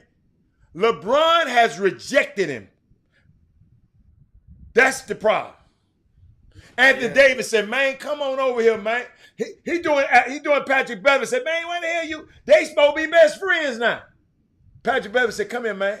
The man didn't even turn, Jimmy. The man didn't even turn to look at his team. Something wrong with that dude, man. Y'all better watch these guys' patterns, man. He did the right thing for him. Because if he don't do the hamstring limp off, he probably limped off the wrong leg, knowing Russell Westbrook. Just stay away the whole season then. Do the John Wall. No, but this is how it start though. You get a reason, plant the seed. Yeah. You get a reason, and then it's gonna come. Because trust me. Then he can re-injure it. Hey, Jim, he can re-injure it in a workout. Yeah. He's going to re-injure it in the workout. You can see it coming a mile away. Then they're going to end up paying him to stay away. It's going to be John Wall Part 2. John Wall got away with it 2 years. But John Wall wanted to play, Jimmy. They wouldn't let him play. Well, after coming into that second year, after he had already sit him down at the end of that. Hey, Jimmy, now he was in a dark place. Say, you know what, y'all win. Let me play. I'll play. They say, no, boss. No, boss. you want to do this like this? We got something for you. Matter of fact, go on, get the check. We gonna direct deposit that thing, and we got you. We got you. And John Wall was dealing with some mental problems. John Wall was almost checked out of here for to kill himself, Jimmy. Don't forget that. That's why I'm saying something wrong with Russ. Russ, if you think John Wall checked, watch Russ. Russ about to go crazy because he at home. That means you really get home. Every corner you turn, what though? The crazy thing about it, his family love watching him play, man. His mom and That's dad. what I'm saying. So I mean, what's going to happen now? They love it. Now, every corner Russell Westbrook turn, somebody now is, think about it. Everybody grew up loving the Lakers in L.A., where he's from. Does great community work. That's what people don't know, Jimmy. Tell them again. Program. Super community work that he does for a lot of the youth and a lot of the people in the community. So now those people grew up loving the Lakers. their feelings are going to be conflicted because now they are damaging something mentally that you love, and that's Russell Westbrook. So that means now, you can't if you love Russell Westbrook and you're in part of his circle, a part of his outer circle, you can't be in love with the Lakers and love what they're doing to Russ. So that means you're going to be bitter towards them. But if you understand, they ain't doing nothing to Russ. Because all they're doing is trying to win, man. Russ, they can't win with Russ. They ain't hurting Russ. Jimmy, if I felt they were doing Russ wrong, I'm going to come to Russ. I've been told some stuff. Man, Russ, I wish just Russ could just go away. LeBron, it's too early right now. Not right now. No. I'm talking about go away from this particular team. Coach, he was happy losing with the Wizards. He was happy as hell losing. Yeah, because at that time he thought he had it mapped out. Remember, he knew he was happy because he said, "I'm going to go home. I'm going back to Cali next year." So this is a 1-year deal for me. I'm happy about it. And they almost had a chance. Remember, they to make the playoffs. Cool. They had a chance. They were right at the brink of making the playoffs when he was with on the side of Bradley Beal. And I was waiting on you to bring it up, but I'll bring it up and I'm gonna give it to the people one more time. The main agent fired him. That's almost unheard of. Thad for sure. You know Thad. I had just saw that man in Vegas. I wish I had sat down and talked to him. He probably was typing up that thing. That man typed. Jimmy, I ain't never heard an agent type up a release letter. In 30 years, I ain't never heard an agent say, I can't deal with this Negro no more. We got Jimmy. Get what he said. Irreconcilable differences like in a marriage. Yo, look it up. I ain't never heard of that in 30 years in this business. Never heard of it. Somebody saying, man, I don't even want to represent your ass no more, man. You ain't listening. Bye. But you still owe me for that 47. Jimmy, hold up. You still owe me on that 47. Don't forget that invoice when I send it to your ass now. Don't get it to it. I negotiated that 47. Jimmy, think about what I just said. The man fired him.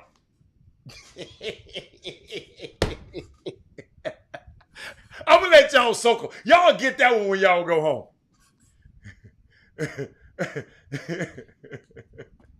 No, he told me he fired him after he got his money. No, man. Shut up, Eric. Eric, go talk, Jimmy. Eric, something wrong with Eric. No, he ain't fired him after he got the money. No, he still got this. But he negotiated that 47, so still send me my money. That's all. Yeah. See, Rick Brown said he never heard that before.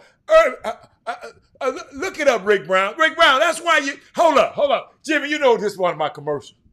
That's why you're supposed to watch the Chop Shop and share the Chop Shop. Because them other folks ain't going to tell you this, Rick Brown. All them other shows you watching. Okay, now, whatever. So, hold up. That is Moody to put it on the speed. That is Moody. There you go, man. Because Kevin Freeman out there, he's slipping. He's moving slow right now. Yeah, that is Moody is running rings around Kevin Freeman right now. Kevin Freeman used to be on top of that. Matter of fact, Kevin Freeman, you might need to reboot your computer. It's moving too slow. That's what's going on here. Right. But meanwhile, share the show, guys, right now. Perfect opportunity to share the show. Even though we're about to land the plane in a couple of minutes, I want to take out the time to acknowledge some of the ninth graders that played over at the freshman fall championship. Yeah. That was this past Saturday at Atascocita High School. Great event. And we raised 2 trash can barrels filled of socks.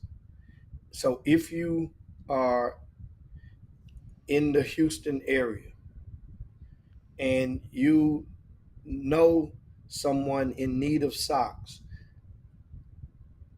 reach out, send an email to chopshophtx@gmail.com, and we can arrange for you to go and pick up the socks to deliver them. We don't need the young people to come. That's embarrassing to some for them to come to pick up socks.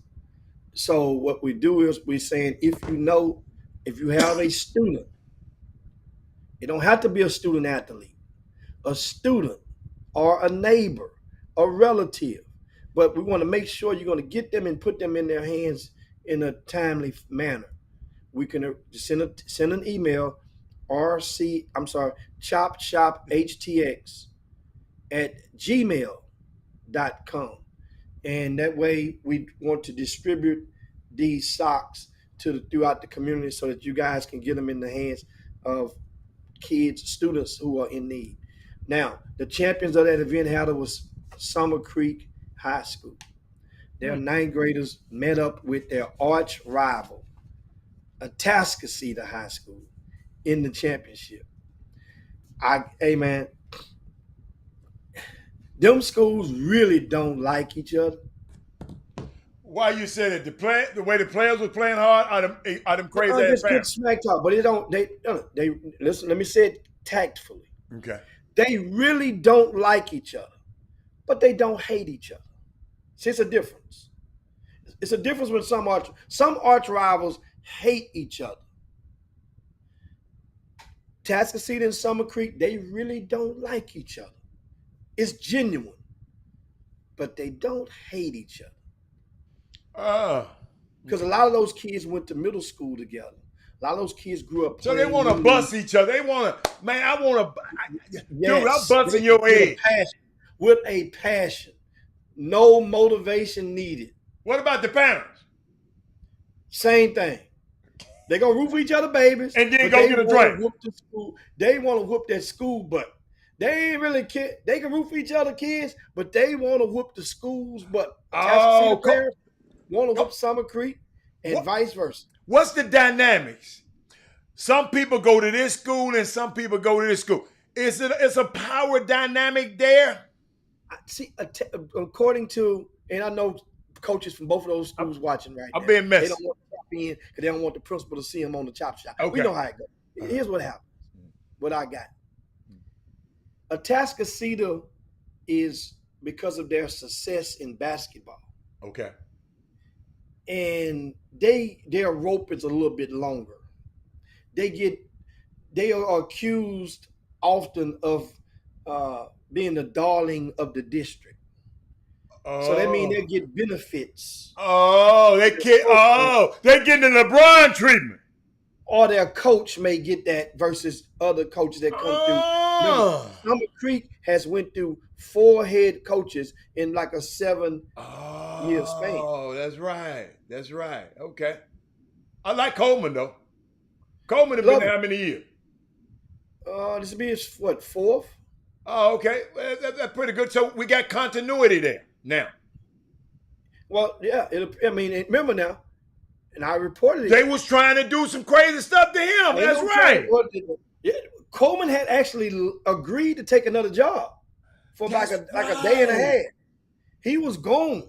Then he on the way back home. You go to the interviews, Haller. It's like 10:30 in the morning. Ain't no traffic on 288 when you're going out to that new high school that they built on the feet cussing the Shadow Creek, that school down to the new one. I forgot the name of it. Well, go to the interview 10 o'clock, 10:30 in the morning. Ain't no traffic. Okay, you leave, coming back around at midday, at 12:30, traffic hitting you coming down 288. Everybody on lunch breaks, and you realize how I'm just joking, but he realized how far it was. So that's bottom line. So he was gonna go to Alvin? Well, 288, the new school is down that way. Hell no. He right. If he live out there, I wouldn't. He right. Absolutely. Yeah, so he realized that job, remember, that's an hour you have to shave off of your life to wake up an hour earlier. Each way, Jimmy. That's 2 hours. An hour each way. An hour each way. Yeah. It's an hour on the front end and an hour on the back end of your day that you lose of your life. No, sir. So he lives roughly 2 miles, maybe 3 miles from the Summer Creek. Oh, hell no. I ain't going nowhere. Unless I'm moving out there to Howard College. Unless I'm moving. That's the whole thing. And then you have think about it. Now you have a son involved. And the son's at that right age. His son Coach Coleman's son. He can hoop. Help is on the way. Yeah, I heard he can go.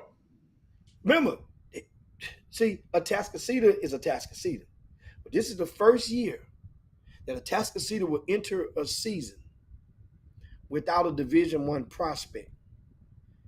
12th grade. Without a 12th grade Division I prospect. Okay. They've always had one that was at least a prospect. They might didn't get signed, but you were a prospect. This Atascocita team is going to be led by 11th graders. Well, remember, Summer Creek won that freshman event Saturday. Hell, this was their 3rd year in a row winning that. They even faced Atascocita in the championship 2 of those 3 years. So them 8th graders, you're gonna get a good 8th grader every year. Now, guess what comes in next year at Summer Creek? Coach Coleman's son, who's arguably possibly the best 8th grade guard in Greater Houston. So he played in this thing this weekend? He could have. I mean, not could have, not technically. It's non-scholastic. He could have did what he wanted, but it wouldn't have been ethical to the playing time for some of those other kids. They had so many on the bench. Oh, gotcha. But his son was good enough. I say it like this. Do not be surprised if that next year that 9th grader, Coach Coleman's son, isn't starting on varsity. Don't be surprised. If he was your son and he was good enough, would you start him? I'm always play the best player. If he's good enough. If my son the best player, I'm playing. I mean, that's the bottom line. That's the hard part. The part is when your son is terrible, don't play him. But if he's good, don't you hold your baby back because of these crazy ass parents. I know these coaches know that. But man, hey Jim, Coach Sampson, that number 3 team in the nation you was talking about, and you can get back to it, put on a master class this weekend. Who did? Coach Sampson put a master class on this weekend at his clinic. I didn't want you to get off because I talked about it in the beginning. Coach Sampson, Jimmy came. I forgot about this, the 3rd ranked team in the nation. But Jimmy, help me with this. Because you deal with these guys right now. I had a problem. I'm sitting there. I got a Hall of Fame coach sitting right here, Greg Wise.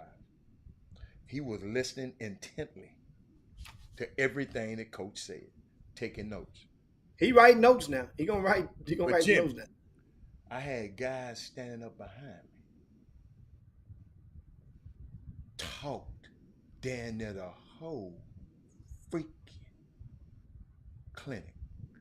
I came 2 seconds from getting up and said, man, get the hell away from behind me. Because evidently y'all know it all. Why y'all here? Y'all need to get y'all mic and go outside and see if anybody follow y'all ass. They was just talking. Dude, this man is the 3rd ranked team in the nation, a Hall of Fame coach. Listen and shut the hell up. Jimmy, that pissed me off so. And you know what I love about Coach? In the beginning, he saw him. When he started talking, he told all of them, come down into the seats. Come closer. Come to this end. I'm going to be on this end teaching. And they up there running their damn mouth. Like they done coached. But I got a Hall of Fame coach next to me doing this here. Unbelievable, Coach. This community and the basketball, they think they know it all. I guess I came here, but I don't want to listen. So, Jimmy, all I'm saying, how could they listen to him and they was talking? It's unfreaking believable. I should have took the damn pictures, but keep going. A lot of guys go to them events just so they can congregate with their buddies and just to see who else was there and eliminate the excuse for you to say why you didn't come. But shout out over down there in your hometown, Memphis. You got you got Bettina Brown. Oh BB in the chop what's shop. up? Right? Yeah. BB. Hey, BB. I tell her what grade your son is. In what high school? In Memphis. So I can tell Penny to go check him out. Hey, Hey, Bettina, hey, you get hey. Penny, go check BB little nappy head son out over there at school. So she can leave us alone on the chop shop. So we got to talk about. Hey, Bettina, Penny just got a new deal, baby. He'll be there for 6 more years. So what grade your son is? Let me know, and I'm gonna tell him. I'm gonna tell him to go check him out. Yeah. Okay. Speaking of, I want to give the names of these kids. Okay. Come on, Penny. Remember, Summer Creek beat the Task Seed in championship in 9th grade. Reginald Redo, without the X at the end of it. Normally it's like Rito. This kid right here, double digits every single game. Remember. What high school now? What high school? Summer Creek. Okay, Reginald Rito. They had another kid named Robert Scarborough. He got a. I'm surprised. I'm really surprised he not in shoulder pads right now. He built like a 12th grade linebacker body already. About 6'3". Randall Fortstar. Hey man, rugged. I call him the X Factor on this team. Always got his hands on the ball somewhere. Always. This kid, I can't pronounce the name because I knew I'm going to find that one so I can chop it down because it's the chop. But he wore number 20. Mm-hmm. His name was Skyrie, Sciyyre. Skyrie. That's good enough. Skyrie. Tryon, Tryon. He gonna make my all-name team. I might come up with an all-name team next year and wear magazine. Hey man, but this little dude right here, I mean, just did everything that's needed of him in every game, both of the games I saw him playing. Scored 10 points against Jordan High School, scored 10 points in the championship game. Consistency.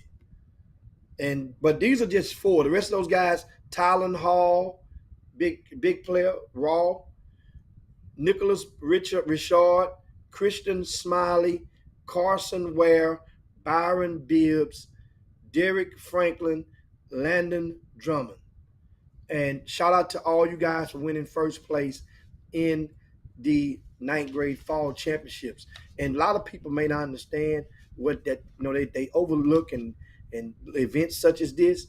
I'm going to tell you why Shadow Creek, one of the reasons why schools like Shadow Creek and Atascocita often find themselves in the semis or the championship. Let me tell you the secret, what they do. And I'm going to give you this. Their coaches they probably don't care. They shouldn't. It's because it's a fact. Many schools have talented 9th grade classes that come in, incoming classes, Adam. But all of those classes, that they're special or they have a chance to be special. But truth be told, a lot of those kids may not even play together until they're in the 12th grade. You know why? Because one of them might be on varsity as a freshman. 2 more might be on JV as a freshman. Another one might be on the freshman A team. Another starter might be on the freshman B team. So if you have a potential special group of 5 freshmen or more, this is the event where Atascocita and Summer Creek alike, they push all their freshmen down. They're not pushing them down. If you don't be on varsity, it don't even matter. You're going to play in this event with your peers. Because when y'all in the classroom, y'all taking the same classes together. So it helps the parents to buy in to the future and see what these kids are capable of doing if you stay the course. And that's how they always. So don't get it twisted. If you see a lot of these kids that I just named playing on JV or on varsity at some of these schools, it's okay. It ain't their fault. Your school should have moved. Let your freshmen that's playing, like Seven Lakes played in this event, Adam. Seven Lakes made it to the semifinals. But it wasn't no Nas Price on the court. Seven Lakes should have brought Nas Price. Nas Price. Oh, so there was the freshman. Okay, there was the freshman. It was a freshman tournament, right? Nas don't need to play in this, Jimmy. No. See, here's the thing. It goes both-handed. He got to get other kids a chance to play. Yeah, but the chemistry, and you get kids. But he ain't gonna play with them, no way. Now, understand, that's the whole point. You letting them see what's going to happen. If our success now can possibly keep one of those kids that's a key component from transferring out. You know how they go right now. Everybody think they're equal until the reality hits them in the face. And that's the thing I'm saying. Okay. I understand. Like, yes, you're right.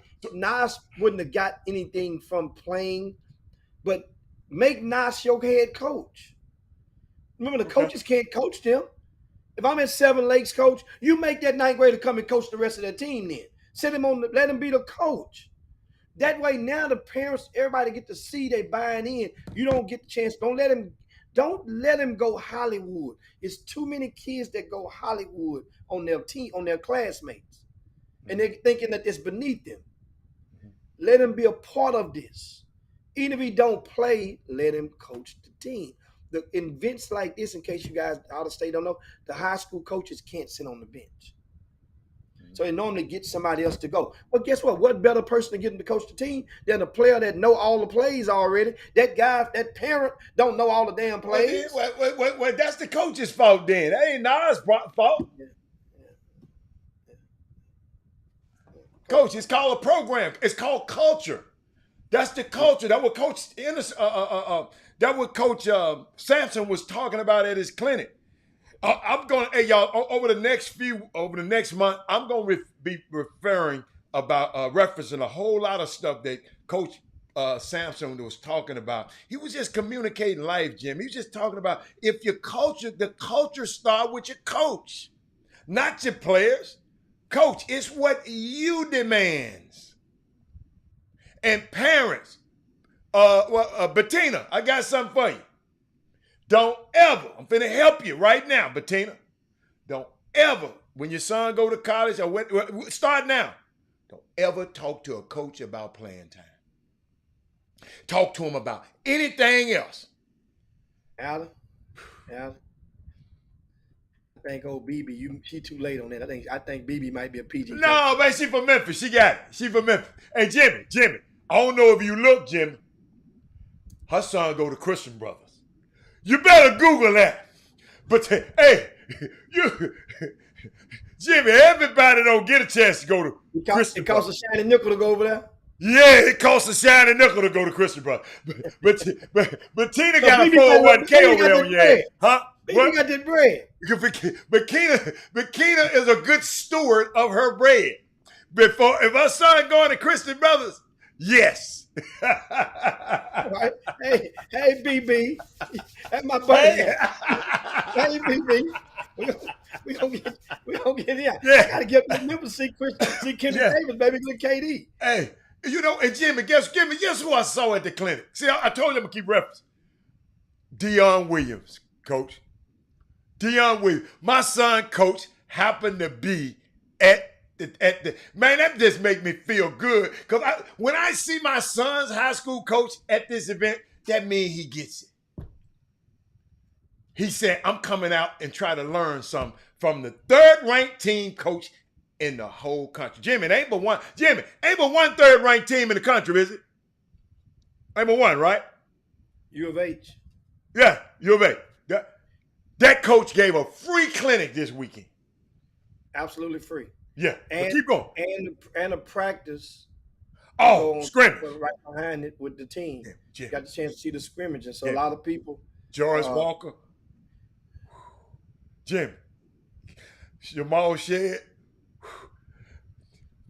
Man, I just don't. Number 13, whoever number 13 is, somebody find out number 13 is. That's my new. Whoever 13 is, that's my new dude. 13. He got so much wiggle in this game, Jimmy. Oh my God. I mean, I'm just in love with U of H right now. Hey, don't y'all tell Penny. Tanya, don't y'all tell Penny what I'm talking about today. But I'm in love with U of H. But keep going, Jimmy. Give me some more kids. 5 teams from the state of Texas are listed in that AP top 25 poll, men's basketball poll. Once again, U of H at number 3. Baylor at number 6. They're tied at number 5, Baylor. Right. So 2 in the top 5 technically.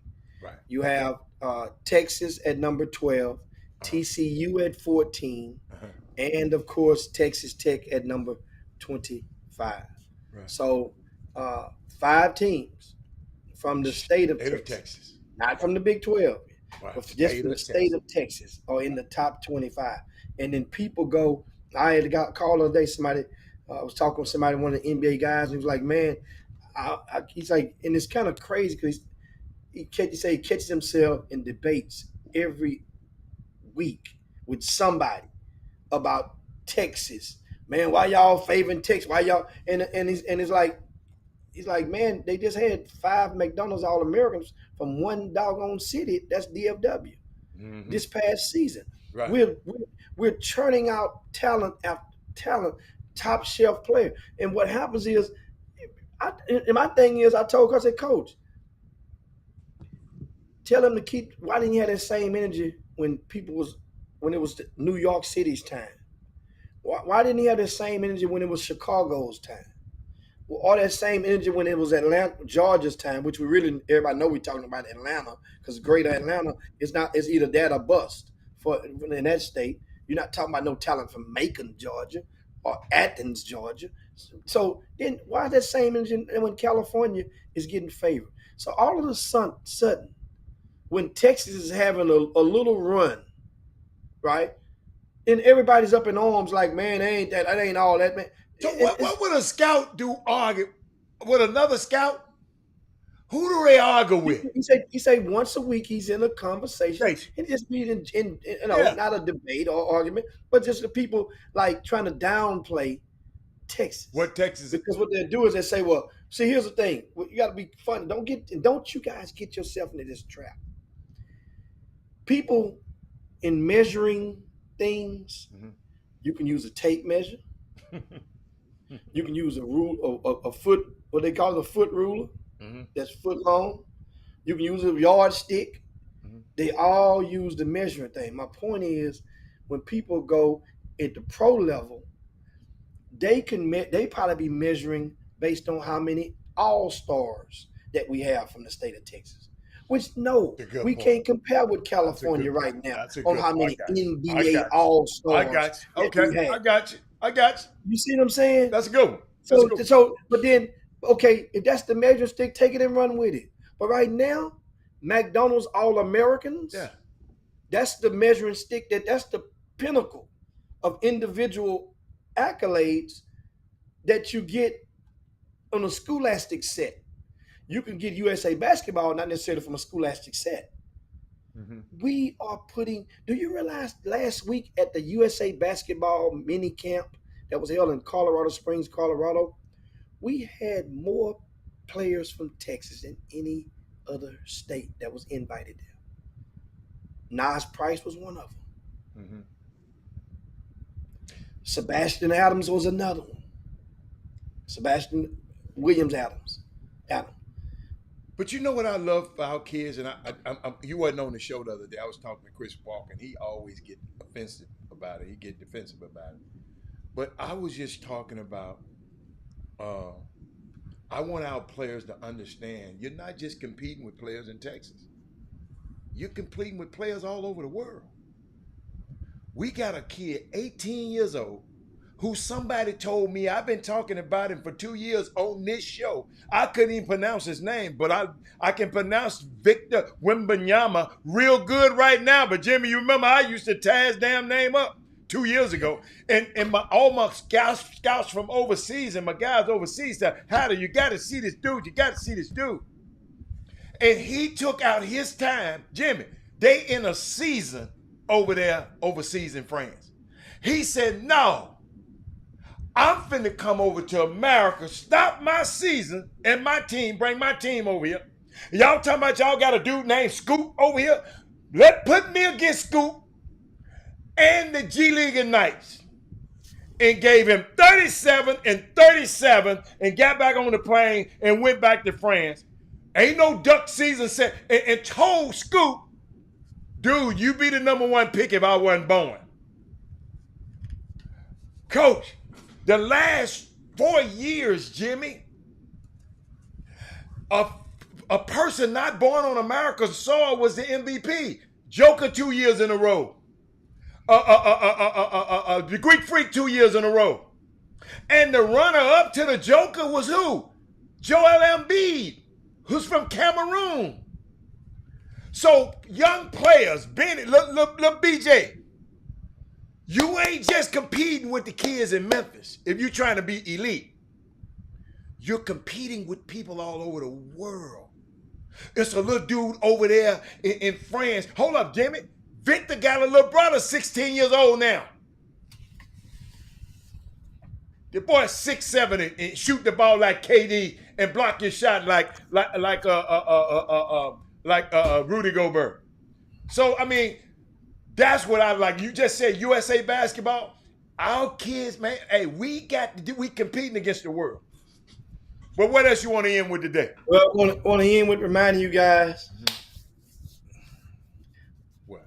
Anybody out there? I don't know when the funeral is going to take place, but we send our condolences to all of the fans of the Los Angeles Dodgers and the Atlanta Braves. and the Atlanta Braves. The funeral is going to be held. We missed the funeral. It was this past weekend. We missed the funeral. And all I could do, Jimmy, look at the first person to comment. See, look at the first person that commented, y'all. I'm going to show y'all. The first right there. Look at the first person that commented. She makes me sick.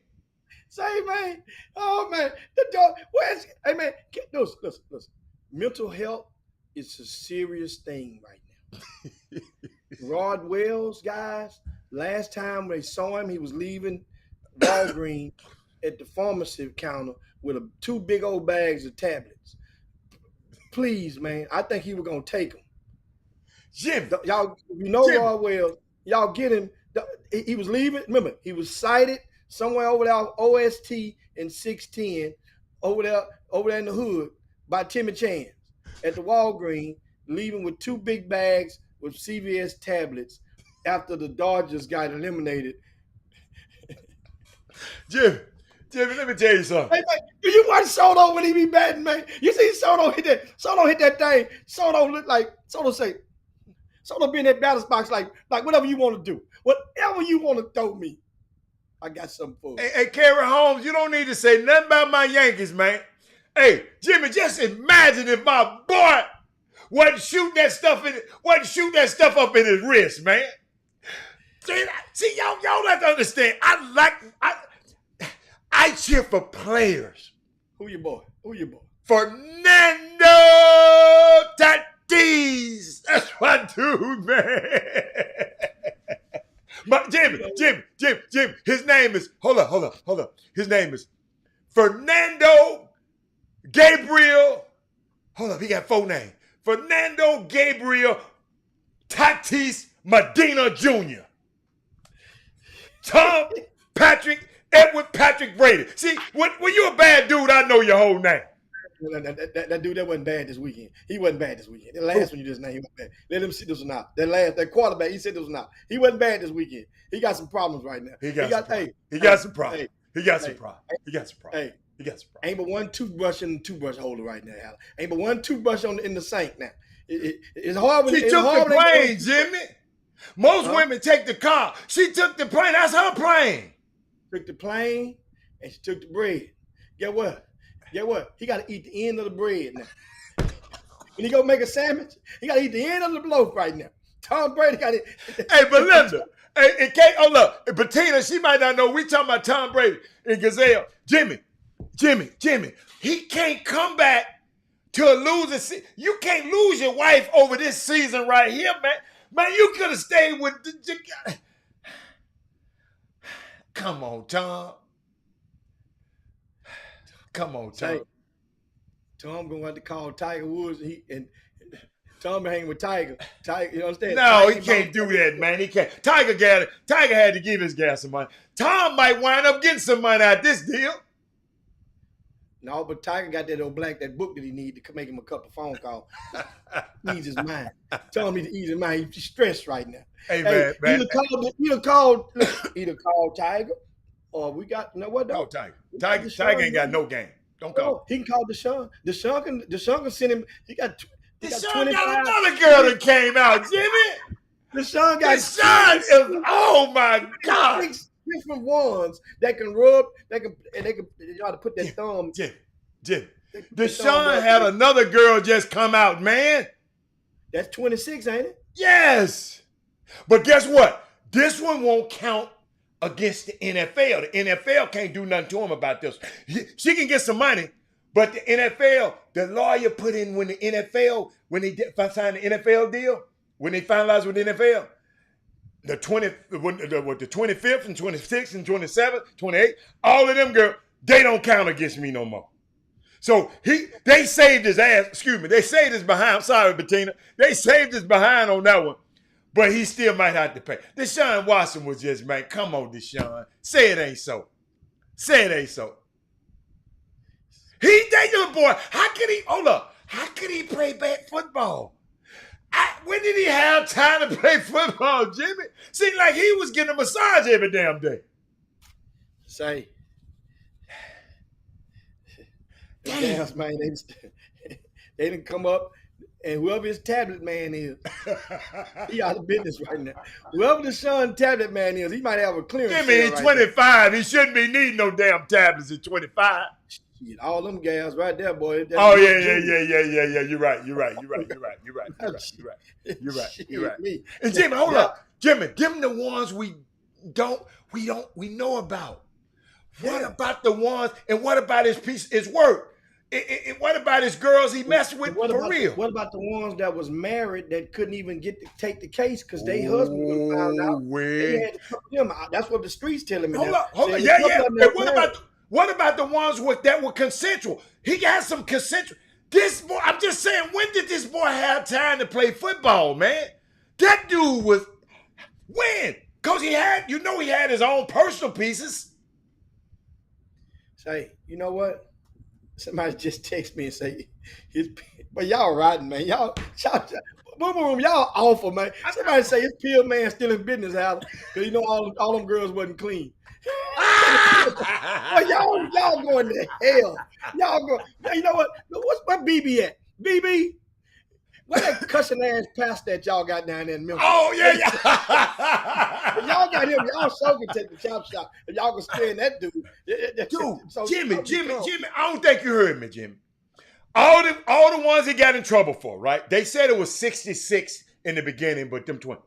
But what about his ones that was consent? What about his personal pieces? He got a girlfriend, then he got some. Our dude's daughter. I know, but he got some other personals.